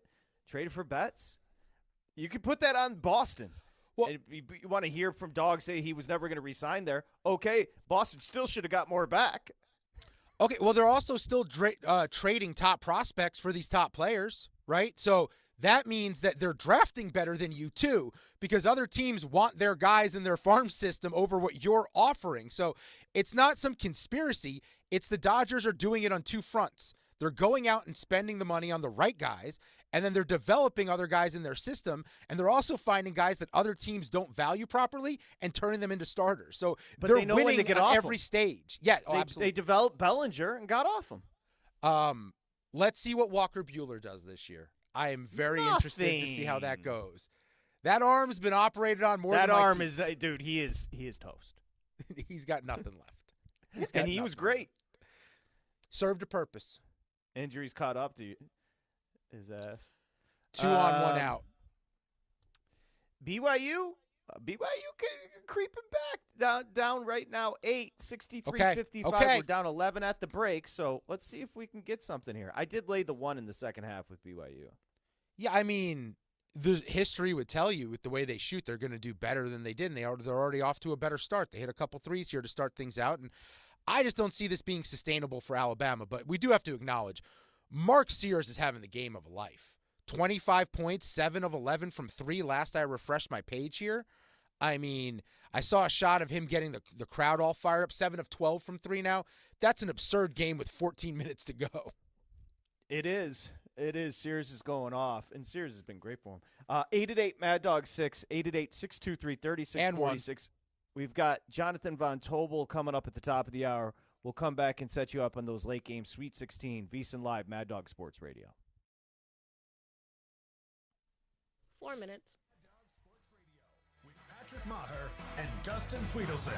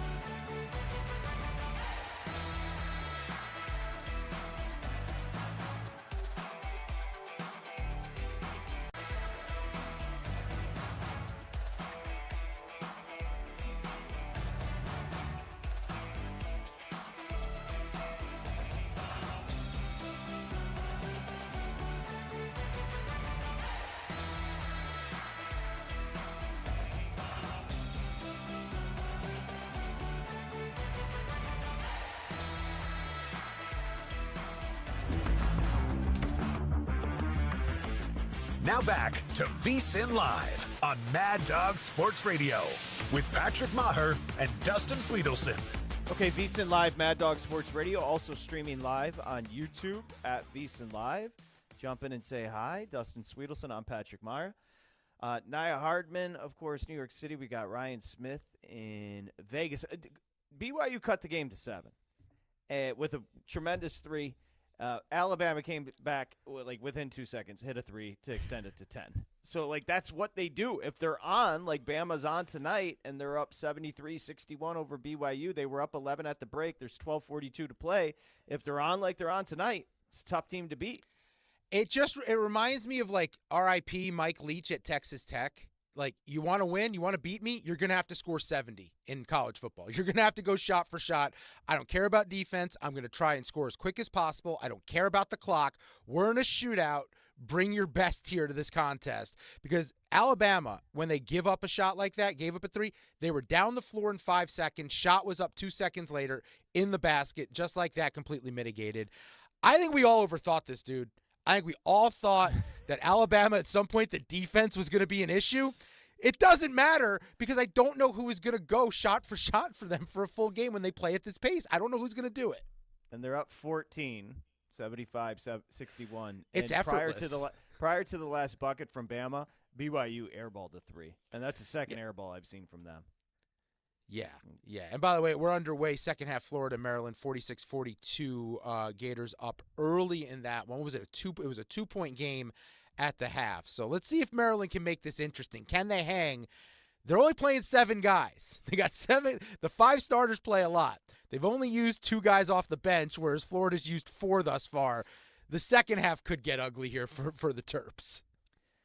I'm going to get a comment from Steve Torrey. Obviously, his son goes to Bama, so he's dialed in. I said, this is the Bama team that's unbeatable. They're up 14. I'm only trolling Steve because I'm just waiting for a negative response. He can't handle you saying something positive. He wants you to come with – he thinks you're going to jinx his team now, or you're playing some game. Yeah, that's what I'm doing. You're tempting fate here by saying nice things about the Tide. Right, because a text message from Hermosa Beach, California is going to have an impact on this basketball game. Hey, we all play our role in the universe, and according to Steve Torrey, anything positive said about his teams is a bad thing. Well, yeah, I guess. I mean, I guess. This one's over. It's over. BYU's he hasn't replied yet, and he usually replies very quickly, so he is bitter with me, which I love it. That makes me laugh. Well, that is your goal in life. To troll him? Yeah. Just to troll everyone. You just love the needle. Yeah. You know why? Because that makes life spicy. It makes it fun. Still have 2 late games in Major League Baseball. I actually like your play on the Diamondbacks because it's not a big number at home. I hate the Cubs, though. I'll admit I'm biased. I think the Cubs are so overrated. Just in what regard?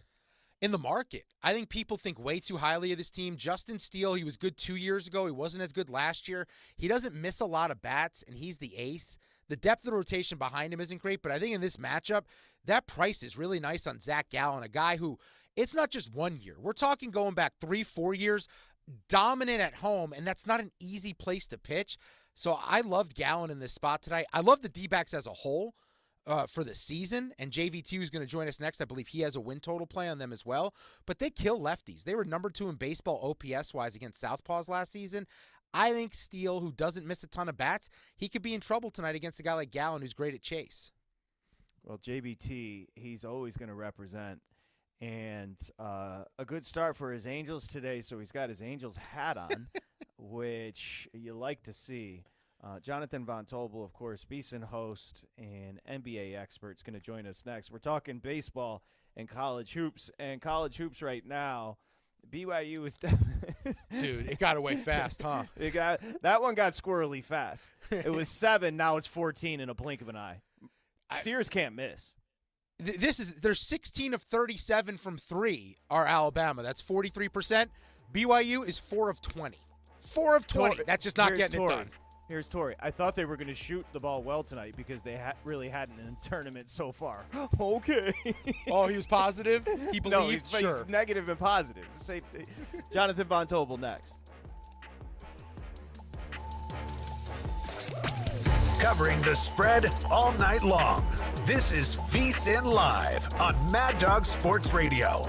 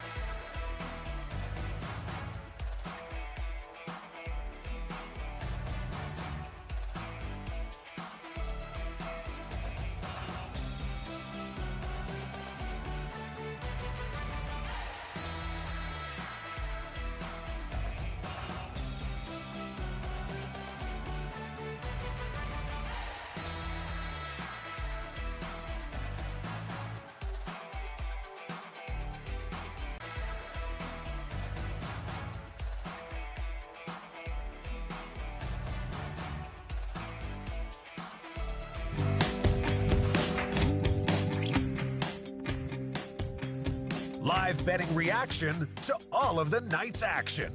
You're tuned in to VSiN Live on Mad Dog Sports Radio. Here's Patrick Meagher and Dustin Swedelson.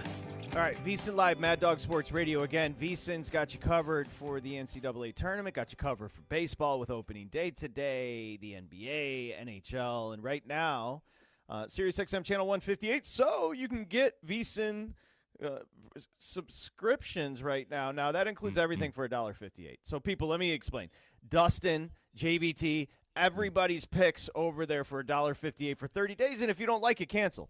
VSIN.com/subscribe. Use the promo code SIRIUS. Okay, got you back. I don't know if you want to say BYU is back in it, but they're only down 13 now, and they were down like 17. And Alabama just hit a 3. Yeah. What is going on? That is Dustin Swedelson. I'm Patrick Meagher, and we say hi to Jonathan Von Tobel, VSiN hosts, senior NBA analyst. Anything on these early games that you're into? Yeah, so for our Circa College Hoops Challenge, if anybody's interested, you can go to VSiN.com. You can check that out, too, as part of the pro subscription. We have a contest, 15 handicappers, all picks against the spread for the college basketball, like half the college, like last third of the college basketball season. We have 6 picks for this round. So I do have Florida laying 7, and I did take 5 with BYU. So I am tied for second. I will not be able to catch Paul Stone, who is in first and leading by 6 points with 12 picks left. More than likely will not be able to catch Paul unless he goes over, which is probably not going to happen. But very much fighting for second place. We do get a decent little prize there, too. So I do have some action. I am chalking up BYU as a loss, though. Well, what is the prize for second place, and who's the closest one behind you in third? There's actually a 4-way tie for second. So it's a little annoying. Well, speaking of Josh Pastner, a 4-way. Continue. I don't really appreciate that if somebody's out here in Las Vegas. I'm looking forward to the new regime for the Running Rebels. But It's me, Aaron Moore, who's one of our contributors, who's actually, I don't know his official title is at Rider University, but he's like, the professor of something media out there at Rider University. Yeah, there we go. Thank you very much. So it's me, Tim, Aaron, and I believe Matt Humans. So VSiN PrimeTime showing out very well, at least in this contest. It's not like let's just put it this way. It's not, you're not going to confuse us with the sharpest of handicappers when you look at the records. I'm like 4 games over 500 and I'm in second place. It tells you exactly what's going on there. So we get $200 at Dom DeMarco's, which is the sponsor of the Circuit College Hoops Challenge. The winner gets their choice of $1,000, either a comp at Barry's at Circa or $1,000 at Stadium Swim with a cabana. Knowing Paul Stone, a mild-mannered man from Texas, I'm sure he'll take the cabana. Alabama just hit another 3. They're up like 18, so it's Yeah. unbelievable. And Josh made a Josh Pastner joke, forgetting that he has to explain what the joke is instead of just making me and JBT laugh. However, Pastner is now the UNLV head coach. We killed Willard to start because Willard, who is, again, you laid it with Florida. They're up 8. Florida's up 8. And Willard, after this game, will head to Villanova or whatever the hell he's doing. Did you have a take on the way the coach has handled this? So I think it's actually, I do now only because we saw the way you do and then the way you don't, right? I mean, we saw in McNeese what Will Wade did, and then we see this with Maryland. Will Wade was great, and there was people that were unhappy about it. Will Wade's like, yeah, we talked to him. Talk to my guys. We're up front. We're doing this. It's fine. I'm leaving. They're big boys. We understand this. And then you get this where it's like all cloak and dagger and not saying anything, treating us like we're all idiots. We can see it. But you're leaving, okay? Just say it. Who cares? You make it worse. It's almost like if you were to accidentally include a journalist on your plans to bomb somebody and then come out afterward and say, like, dude, we didn't do any of that. What are you talking about? Like, you make it worse afterward. So I think that when you do something like this, the cover-up's worse than the crime. Like, why not just come out and say, like, yeah, I'm leaving. I apologize. Whatever. Like, it's 2025. Let's keep going. Yeah, but in fairness to Maryland, I mean, between the buzzer beater against Colorado State and this story, they've given us the only dramatic moments in this entire NCAA tournament so far. A week ago when we talked, You mean the travel? we were at the yeah. Oh, Thank you. Okay. Yeah, so Patrick had 3.5 to 1 on Colorado State money line, so he's still not over that one. He traveled. There's no question about it. Oh, he definitely traveled. No, there's no question. You don't call those in those situations. These are the arguments I was getting into with people because I said he traveled, and they're like, "You never call it." I'm like, "All right, cool. So you admit he traveled." Like, yeah, Right, exactly. Exactly. That was yes, the he traveled. You're right. Yeah. Thank you Good for argument. agreeing with me. Have a nice day. Enjoy the Sweet 16. Good for you. But a week ago, JVT, when we talked to you at the Win, the tournament was just getting underway. We did not know the chalk we were going to see in front of us throughout the opening weekend. Where are you at with how you've done so far with the betting? Have you made any adjustments to how you're looking at some of these teams, maybe any futures that make sense? I know it's late in the year. We're at Sweet 16 point, but have you identified anything that you can look back on the opening weekend and up till now that jumps out to you? Not entirely, because I'm somebody that I'm treading water. I'm just over break even, so I've made like a little bit here. I'm not like doing incredible, but I do have some pretty good future positions, including some things I bet before the NCAA tournament. I actually came into this thinking this is going to be a chalky tournament, so I have over 3.5 1 seeds at 12 to 1 to make the Final Four.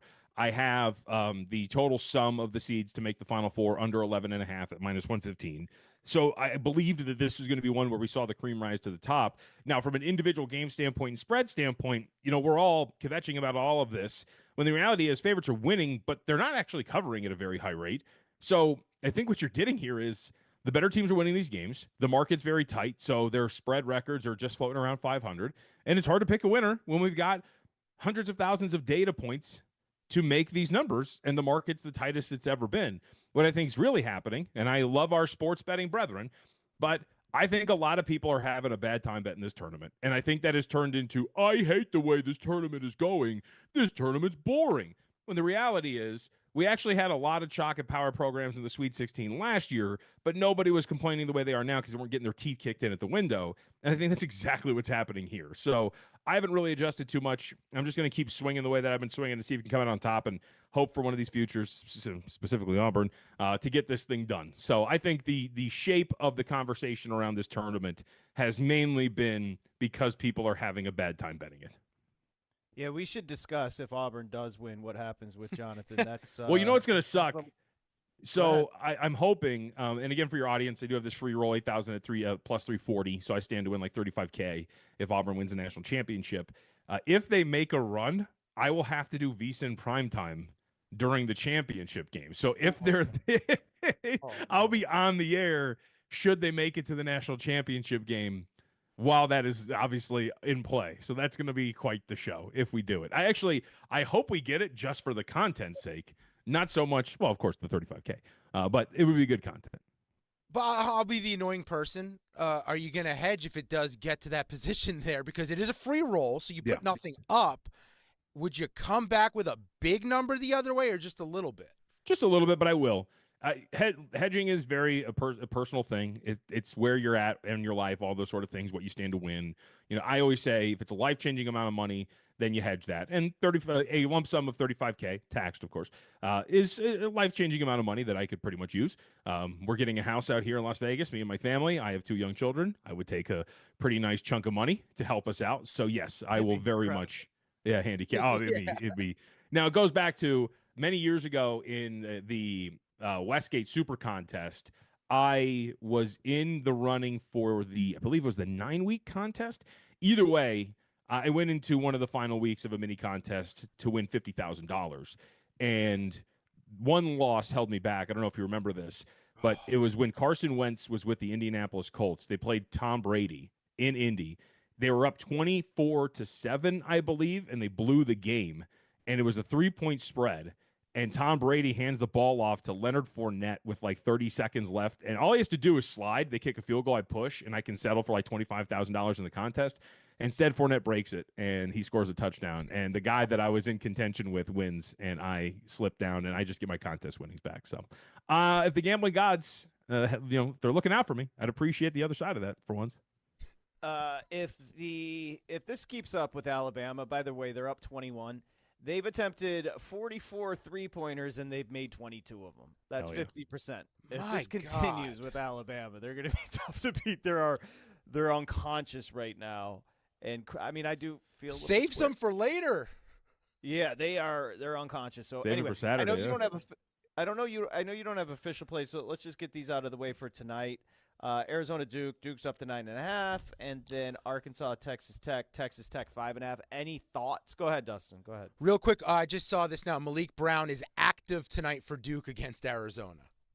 Okay. Any thoughts on those two matchups, JB? Nothing crazy. I thought that for both of these, I very much would be on the side of Texas Tech or nothing here. I don't really like Arkansas a ton. I actually thought that team got its ass kicked by St. John's, just that St. John's couldn't hit water falling out of a boat.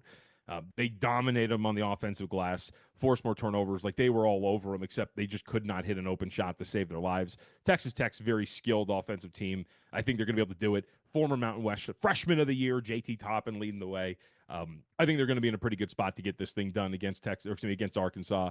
I think if there is an issue that does not come to fruition, Texas Tech is not a team that gets to the free throw line very often. And I think one of the things you really need to do against a thin Arkansas team is much what St. John's did, is get their guys in foul trouble.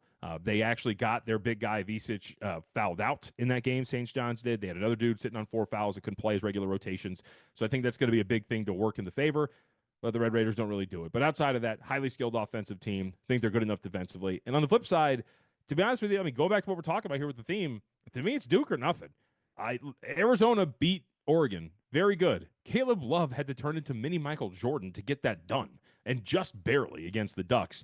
I don't know if you do that. This Duke team is huge. Smallest guy on the floor is like 6'6". They're just giant. They're going to swarm Arizona, a team that doesn't take a lot of threes and doesn't shoot particularly well. And I think that this Duke team's just legitimate. They're for real. They're beating the crap out of everybody. I don't care about the schedule. You can tell that to somebody else. I think they win and move on, and I think they have a shot to get this thing done. So kind of the theme of what we're talking about with this tournament, I think it'd be the 2 favorites for me tonight. Okay. How about tomorrow? So Friday's action, it begins with Ole Miss and Michigan State. That one in Atlanta. Right now, Sparty's laying 3 and a hook, 143.5 is the total, and two teams that kind of want to play a similar style of basketball with defense in mind. Beard versus Izzo. What's the play there? Yeah, the difference is one of them can actually shoot, right? Ole Miss is actually a relatively decent shooting team. Shoot 34.8% from beyond the arc for the season. That's about 122nd. Michigan State, on the other hand, 323rd in the country, hitting just 31% of their threes. You saw every bit of that against New Mexico. Look, I think that this Michigan State team is much like we saw two teams of a similar ilk. We saw Texas Tech and we saw St. John's. Two teams that are very good defensively, but offensively very much struggle.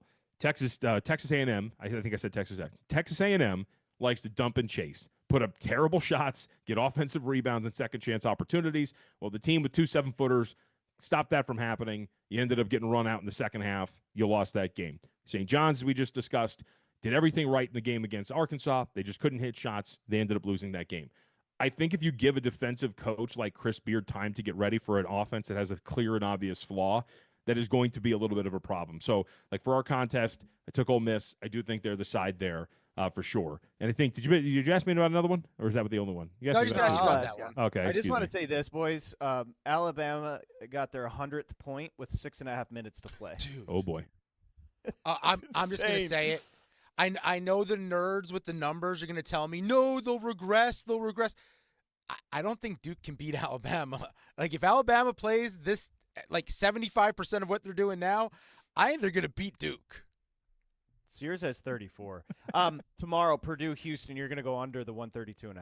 I am, but I'm sorry, I'm laughing because, yes, Dustin, I would agree, too, with the astute observation that if a team hits 51% of its 45 three-point attempts, they're not going to lose to anybody. You know what? That's why I said 75% of this. That's why I said that. You know, I knew you. See, you're on the line, so I knew every word would be nitpicked, so I had to walk back my own opinion halfway through it. Yeah, but you said it like you kind of stunted while you said it. You're like, I got to tell you something. If dot. I thought it was going to be groundbreaking. You know what?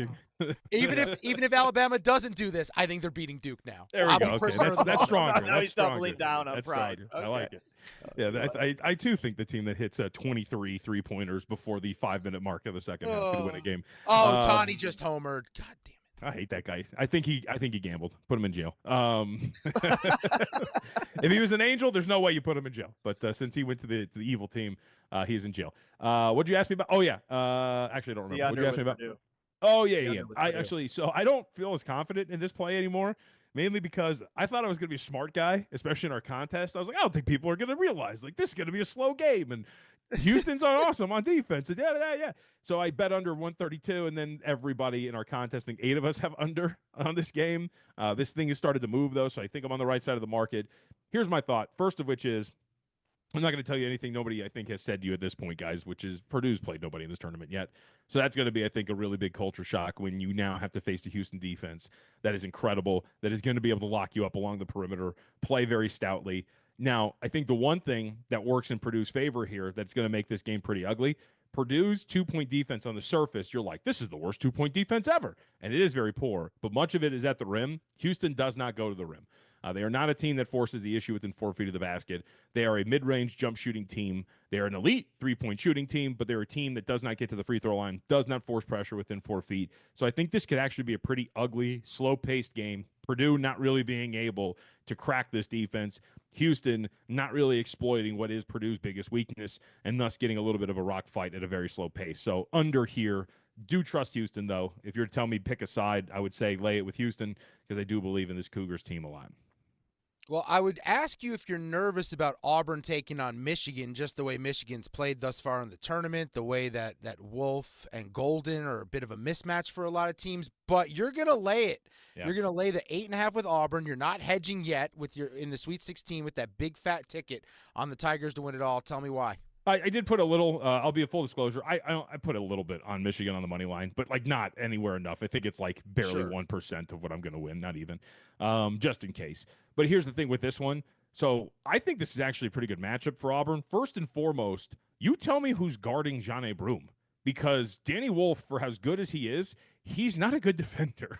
Like, you watch him out in space, and he can get burned quite a bit. And Lad Golden ain't going out on the perimeter and defending him. So I think John Broome is going to be an absolute nightmare for this Michigan team. And it's very interesting. Michigan's biggest issue throughout the entire year has been the turnovers.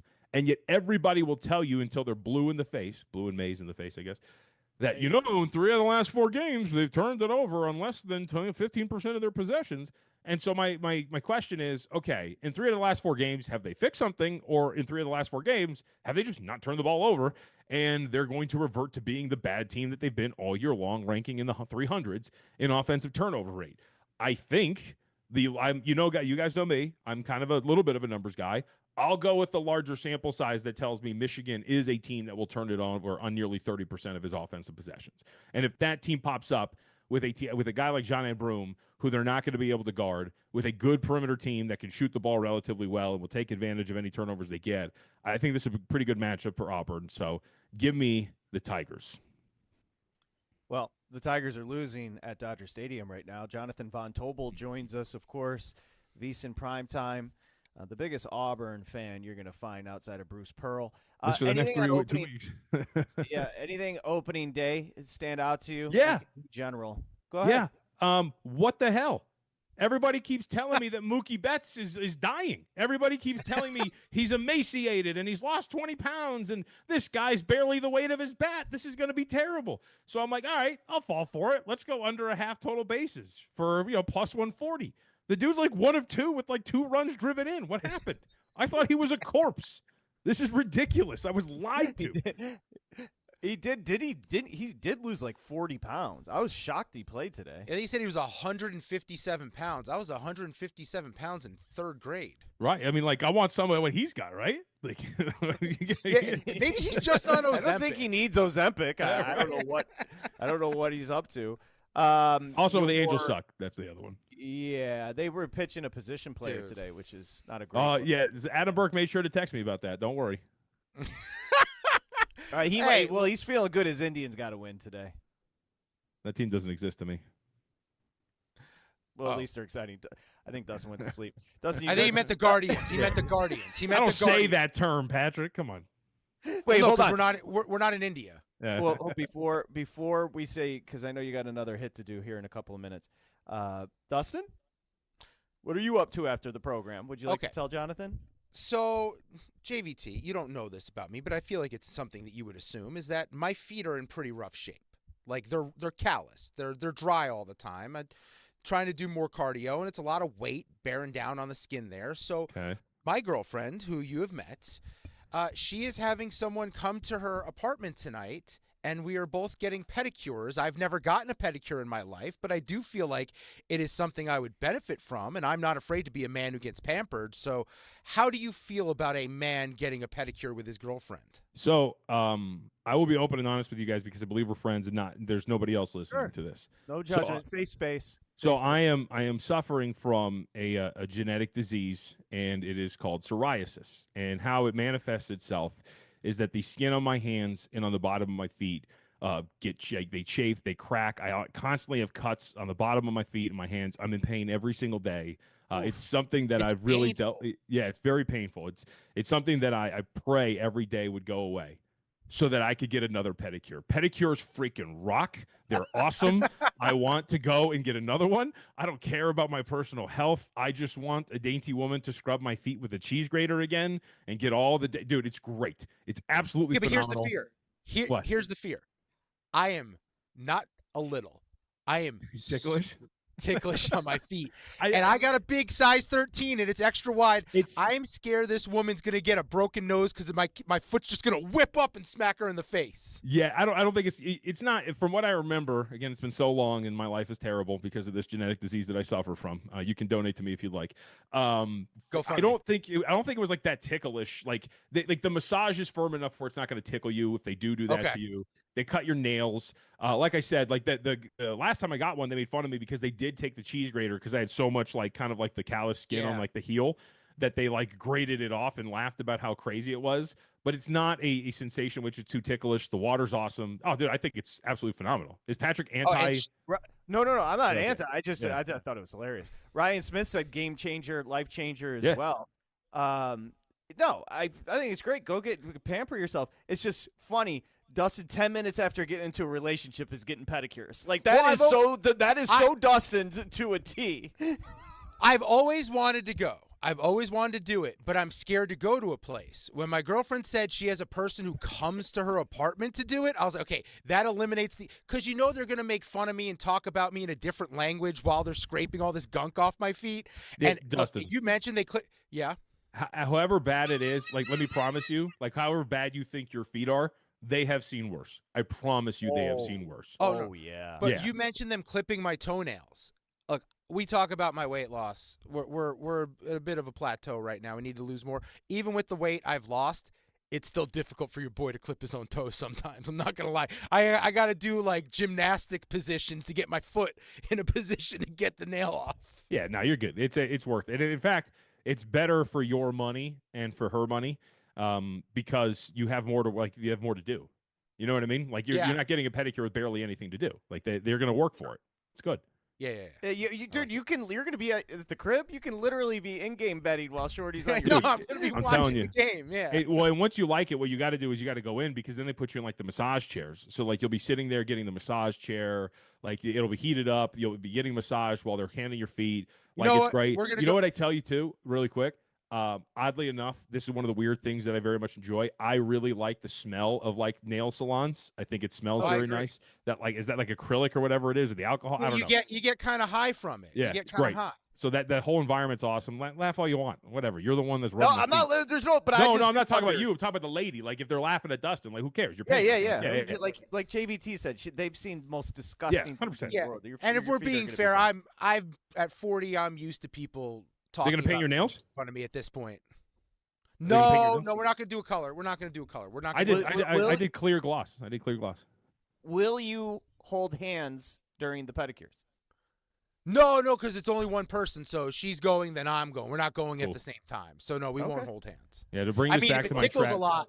Yeah, if right. it tickles a lot, I might have to hold her hand. Bringing this back down. to Passner. I'm telling you too right now. What's it called? Once I get over this tragic disease, I promise you, we'll go together. First thing I'm doing is getting a pedicure. I actually just we'll got go together. Telling you, it's going to be a life changer. For the boys, next time we're all in Vegas together. That's what we'll do. All right, Jonathan, thank you. I know you got a hit. Jonathan Von Tobel, VSiN host, VSiN PrimeTime, Monday through Friday, 7 to 11 p.m. Eastern Time. Of course, our senior analyst as far as the NBA, at me, JVT, on Twitter. Thanks, bro. Appreciate you. Good to talk to you guys. See you later. Okay, see you later. No, I don't. For me, I don't have a problem. I don't think you like being touched, though. I don't have a problem from a macho perspective of getting it. I understand what you're saying about the I've never gotten a massage just because I don't know, it makes me uncomfortable. I get too comfortable. I didn't say anything. I want to be clear. I'm just saying yeah. I had never heard of people coming to your house to give you a pedicure. Now that's key. My girlfriend's kind of bougie, and she always knows someone, so I guess this person she's known and helped her get a clientele when she decided to go out on her own. Instead of opening up a shop, I was like, no, just do it mobily. Go to people's houses. And because she helped her start it, she always looks out for her. So she comes to the crib. She's going to do our feet. This may become a regular occurrence for me. I have a feeling I'm really going to like it. Yeah, and another thing, you do that thing where you, like if you were going on a hike, you'd be like, I'm afraid of snakes, and snakes are just going to find you. If you keep talking about being ticklish, you're never going to get through it. So you got to get that out of your head. I am ticklish. I'm going to admit way too much on this show. Last weekend, the weekend before, we went and got a couples massage, and it's like very peaceful, and there's like nice music playing and very tranquil. And then in the middle of it, you just hear me giggling because the woman's trying to massage my foot, and I can't stop laughing because it tickles. So it's a real thing, and every time I've ever had anyone touch my feet, I could never be the head coach of the New York Jets because of this. Apparently, it's a qualification Rex Ryan had that got him the job. I could never have a foot fetish because my feet are too ticklish. How do I ask this delicately? Your girlfriend, who's lovely, is she prior to you? Has she always been into burly men? And I'm not talking weight. Yes. I'm talking yes. Hair? No, actually, you know what? I think she wasn't, and then now she claims it's something she likes about me. So, like, that's love. You know me. Despite what I look like, I have some weird metro tendencies where, like, I have really hairy upper arms, and I used to like to shave them. She made me stop. She likes the hair. What about your back? I am not allowed to shave it anymore. Now, granted, it was difficult to do. It was difficult to shave my back. But she could do it for you. She doesn't like it shaved. And I think doesn't like it shaved. I think it looks disgusting. But she's completely, You flipped her into a girl that legitimately likes a hairy back. That is love, LOVE. It's you know what else is weird? Just someone accepting you. It's a really weird thing for me. I'm not gonna lie. Now, just stretching this a little bit further, another admission. You just had a couples massage. Massages are supposed to be tremendous. I can't knock that. You got your pedicure coming tonight. Have you ever recommended you guys do anything, or is it just her? No. I think the couples massage. Have you ever said, "Hey, I got an idea for today"? No, are you crazy? The couples massage was my idea. My back's always hurting. Have I recommended anything we do? Well, we're going to see Backstreet Boys at the Sphere. That was her, but I don't. Yeah, I would think so. No offense. Yeah, I'm trying to think. You know what? She let me pick dinner once. There was one time she let me find a dinner spot. Other than that, I think it's mostly been her.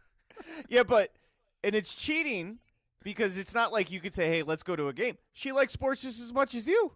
No, she would prefer I want to go to games. I don't. But if she suggests it, it's hard to say no because I usually don't have a better idea. Like, I found out being in a relationship, I get it. You're supposed to plan events, and I've lived most of my adult life just kind of going home and watching sports, playing video games, or binging a TV show.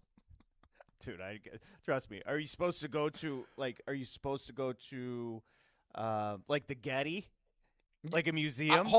I've been to the Getty. That place sucks.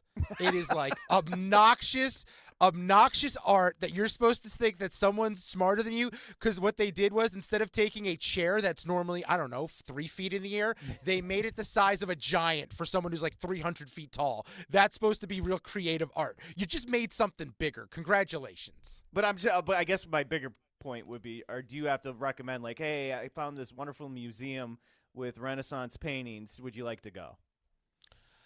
I don't think she's into the art stuff. I think I'm more into art stuff than she is. With her, it's pretty easy. If it involves like shopping, I could probably just suggest it and she's down. And it looks like I chose an activity. Well, don't drain the Acorns account. Stock market's not doing well, I can tell you that. It's not. We do have a final. 113-88, Alabama. We're square, but a lot of people were square on BYU. We also have a developing situation that I'm just seeing this tweet from earlier today. A quarterback that could potentially be on the move did tweet out a picture from a Chipotle in a town that's rumored to be interested in him. Okay, I like the tease. We'll come back and pay that off. This quarterback is crushing burritos and signing contracts. It's VSiN Live, Mad Dog Sports Radio. This is VSiN Live on Mad Dog Sports Radio with Patrick Meagher and Dustin Swedelson.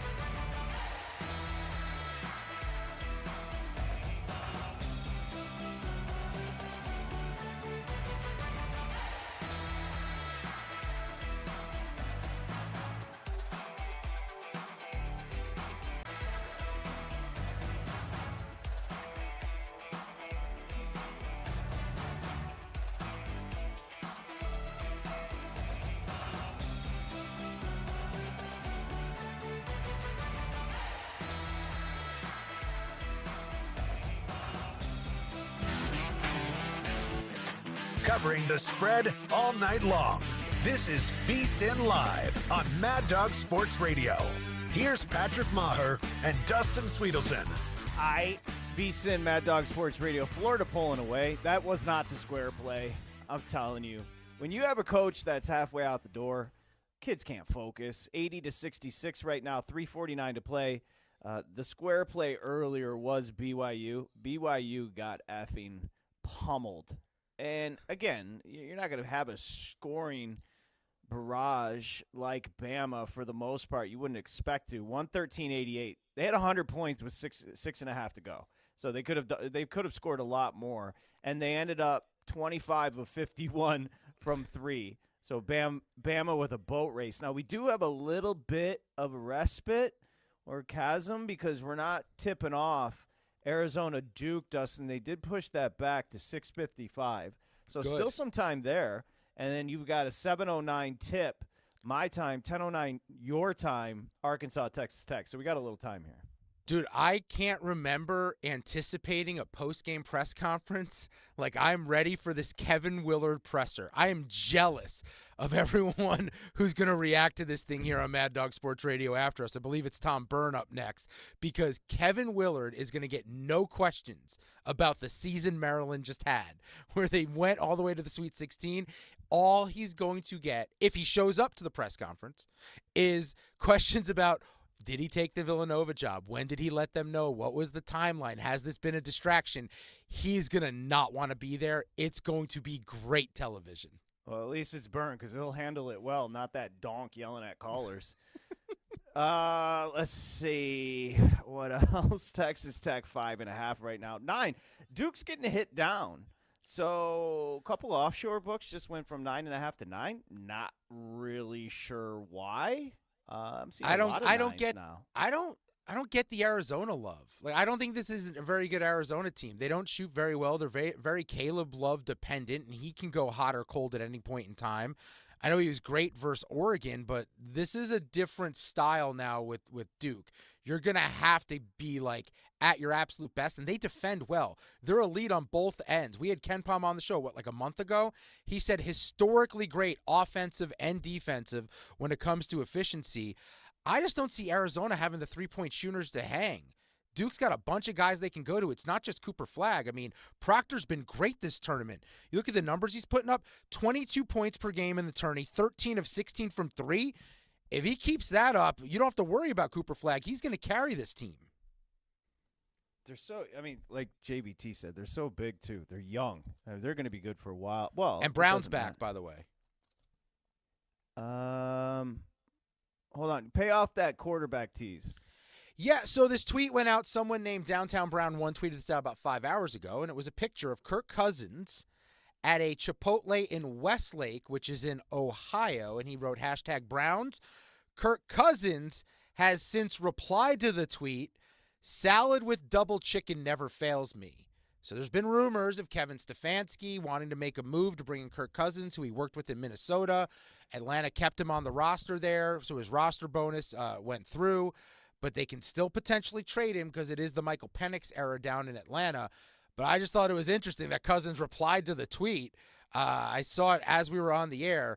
Also, I just want to add, Chipotle, the single most overrated chain restaurant in all of the United States. So wait, what's the point? Cousins going to be a Brown? Cousins was in Westlake, Ohio. Why? Why was he in Ohio? And then he tweeted, "Salad with double chicken never fails me." Why would he be there other than to visit the Browns? Yeah, I mean, I thought we've been talking about Cousins to the Browns for like 2 months. It just hasn't been official. Yeah, it's the perfect fit for both. I mean, I don't. Do you think Atlanta wants to hold on to him? No, I think Cousins can be a little passive too. I don't think Cousins would be a good teammate if he was forced to stay with Atlanta. I don't think a guy like Kirk Cousins really wants to be the backup, especially if his claim has been this whole offseason is the reason why he didn't look good at the end of last year is because he had arm injuries. So he's going to watch Michael Penix. Also, if you're Atlanta, you can't turn it over to Michael Penix and have a guy like Cousins as the backup, because the second Penix struggles, people are going to put the pressure on them to put Cousins in the game, and then all you're doing is hurting the development of a guy that you drafted in the first round, which means you believe he's a franchise quarterback. Donk. Yeah, I agree. By the Tigers way, got 2 on, by the way. 1 out. Yeah, I 2 saw on, that. 1 Tigers down 5-4 I need at it. Dodger Stadium, top of 9. 2 on, 1 out. You know what? Florida and Maryland, you can kiss your punk asses goodbye, because this game is going on the base. I can't figure out how to do split screens, just to be clear. Well, so they I'm don't. just putting They the game don't. on. They have to offer it to you on YouTube TV. You can't customize and create your own. And I think something's going on with others. They're not offering you multi-sport right now, so you could do 2 tournament games at once, but they're not offering the baseball with that. That's a bad job. You got to keeps give getting me more Florida, Maryland, Tigers, Dodgers. That's what I need right now. Look, I got rid of cable because I was told YouTube TV was cheaper. It has only gone up in price since I bought it like a year and a half ago. So if I'm going to keep spending this premium, you got to give me like the customizable features over here. Okay, fine. You go back to cable, go get a box, return the box when you're done. Yeah, I'm sure it's worth it. You keep complaining. Yeah. I mean, that's what they're saying. That's why they have us Why don't bent you have over. somebody climb? Why don't you have a dummy climb up on your roof and put a satellite in while you're at it too? I shouldn't say that because my sister works for DirecTV. Yeah, it's a good option. No, I meant that earnestly. Have somebody do that. Yeah. Do it. Not me though. I don't believe a roof could support me. 1 and 2 count, 1 out. Runners first and second. Tigers down 1. Top of 9. Trinan in for the Dodgers.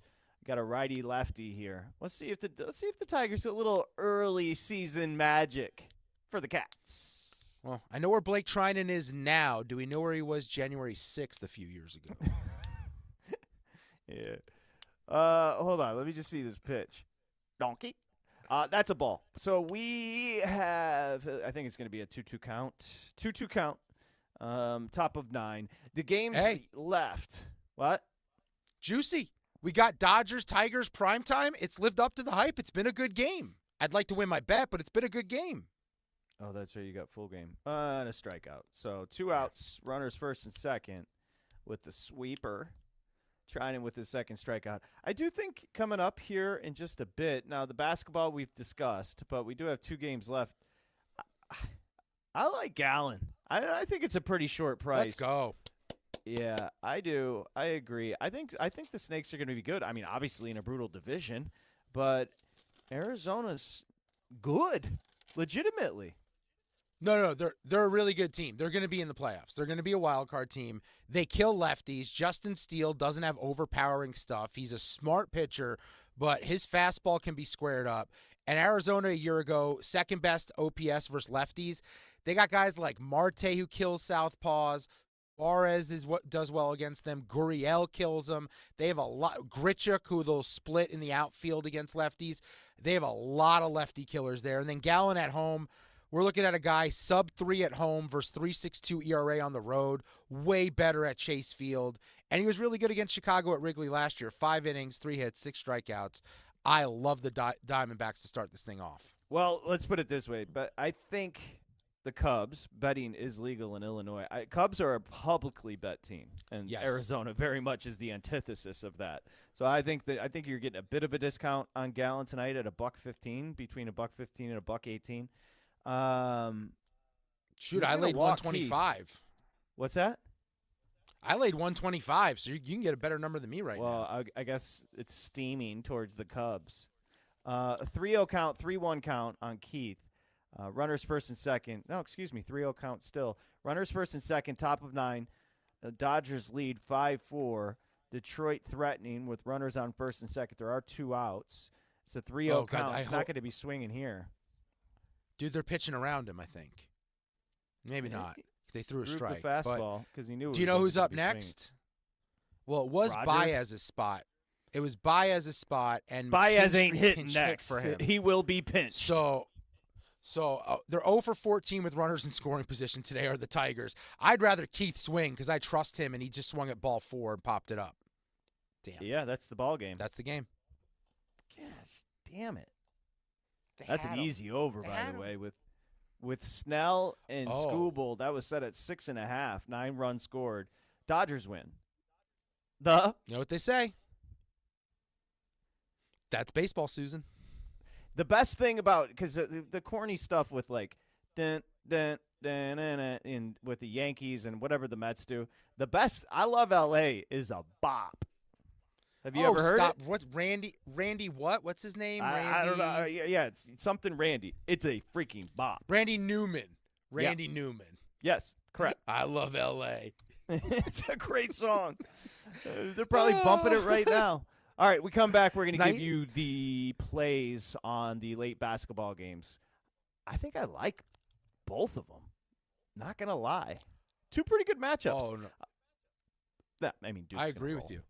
Duke's going to roll. Yeah, no, Duke's the play, though. Duke's 100% the play.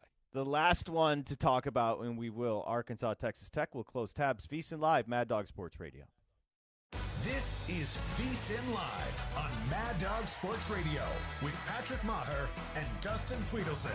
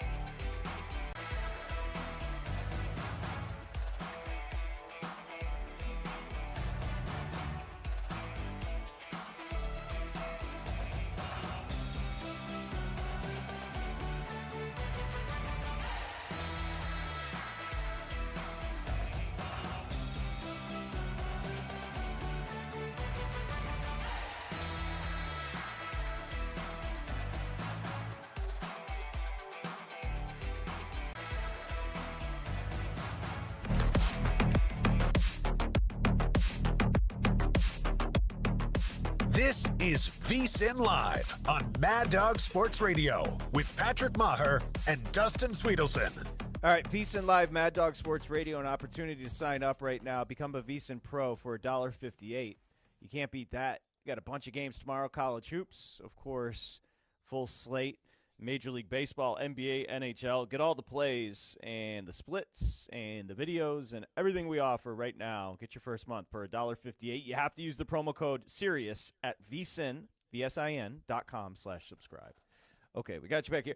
So Arkansas and Texas, Dustin Swedelson, I'm Patrick Meagher. We got Naya, we got Ryan, the squad. Arkansas, Texas.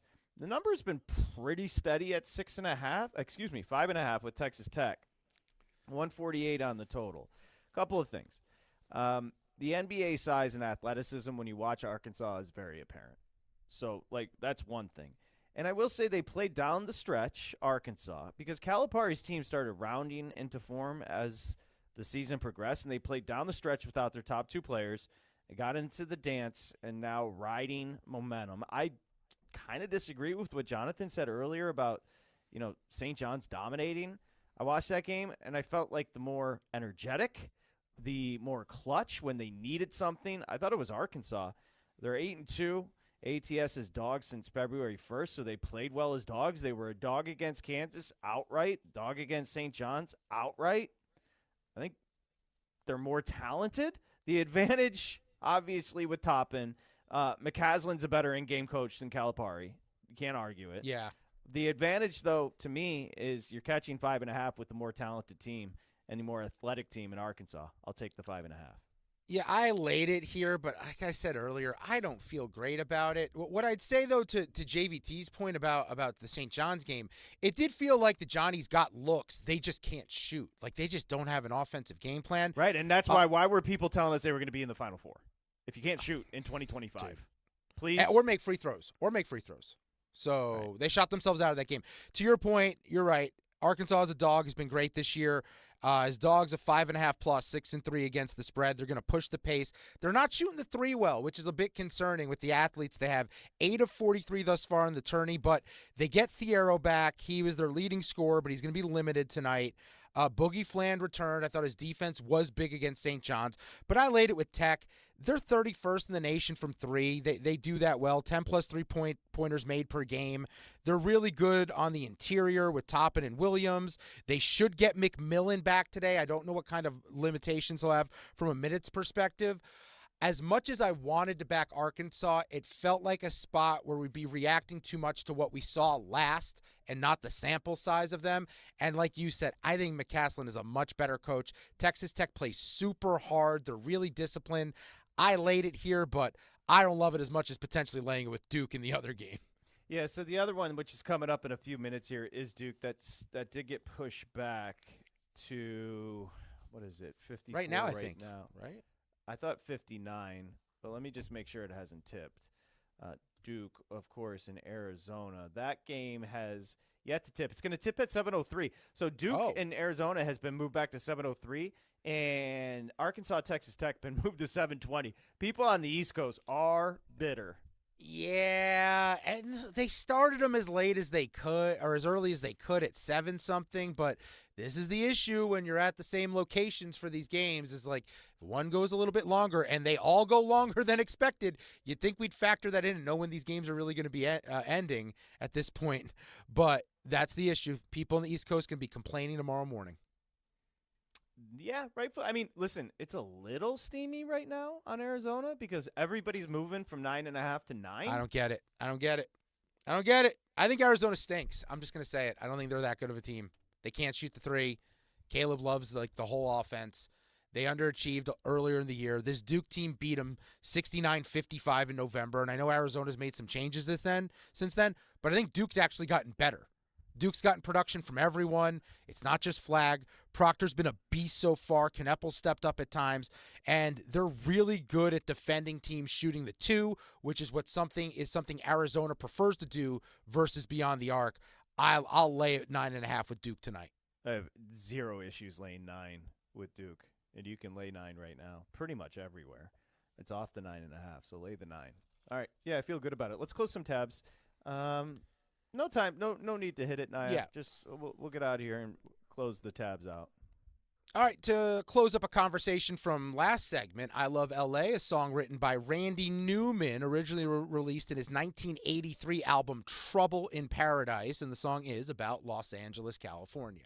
So that's the first one. I love L.A. We love it. You love that song. You love it. Is there any other nuggets about the song? Let's look. I Love L.A. I think it was more, it's satirical because Randy Newman's from Los Angeles. And I think he basically just wrote it like it's kind of debaucherous if you listen to the lyrics, but whatever. Oh, you think he's mocking the town? No, I think he loves it, but I think he's just clowning a little bit. And then the Dodgers adopted it. And so there's a way the song, it goes, I love L.A., and then the whole crowd goes, we love it.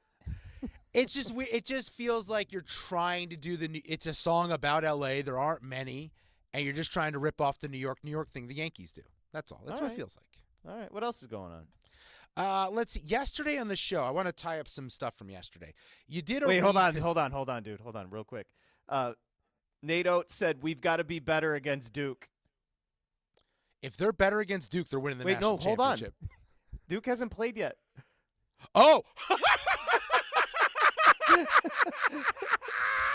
Oh, I love the disrespect. Tommy Lloyd, I hope he sees that, puts it up in the locker room. Dude, that is... Oh, it's a good call. he messed up. He didn't mean but it's an all-time botch. Honestly, didn't even jump out to me because it feels inevitable. We've got to be better against Duke.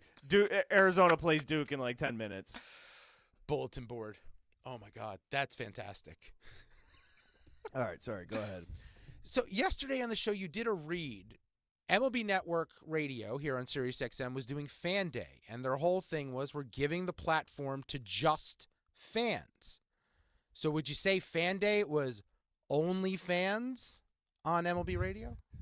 I get the shtick. I'll tell you, the read confused me, if I'm being honest. I think they did no guests, just call in and talk about your team. I think that was Is that what it was? Yeah. Also, yesterday on the show, speaking of baseball, Aaron Halterman, who you're going to do a Road to the Kentucky Derby program here on the VSiN YouTube page with tomorrow, he said his favorite stadium, quote, I love Busch Stadium. Just weird a guy his age would be so passionate about Busch. Apparently no waxing or shaving going on in the Halterman household. Speaking of YouTube, tomorrow, Road to the Kentucky Derby. Want to get into the horses? I'm going to be alongside Aaron Halterman, 11:15 my time, 2:15 live at VSiN Live on YouTube on the East Coast. Good job with that. Thank you. Good job, Dustin. Good job, Naya. Good job, Ryan. And good job to me. We'll see you tomorrow. VSiN Live, Mad Dog Sports Radio. Covering the spread all night long. This is VSiN Live on Mad Dog Sports Radio.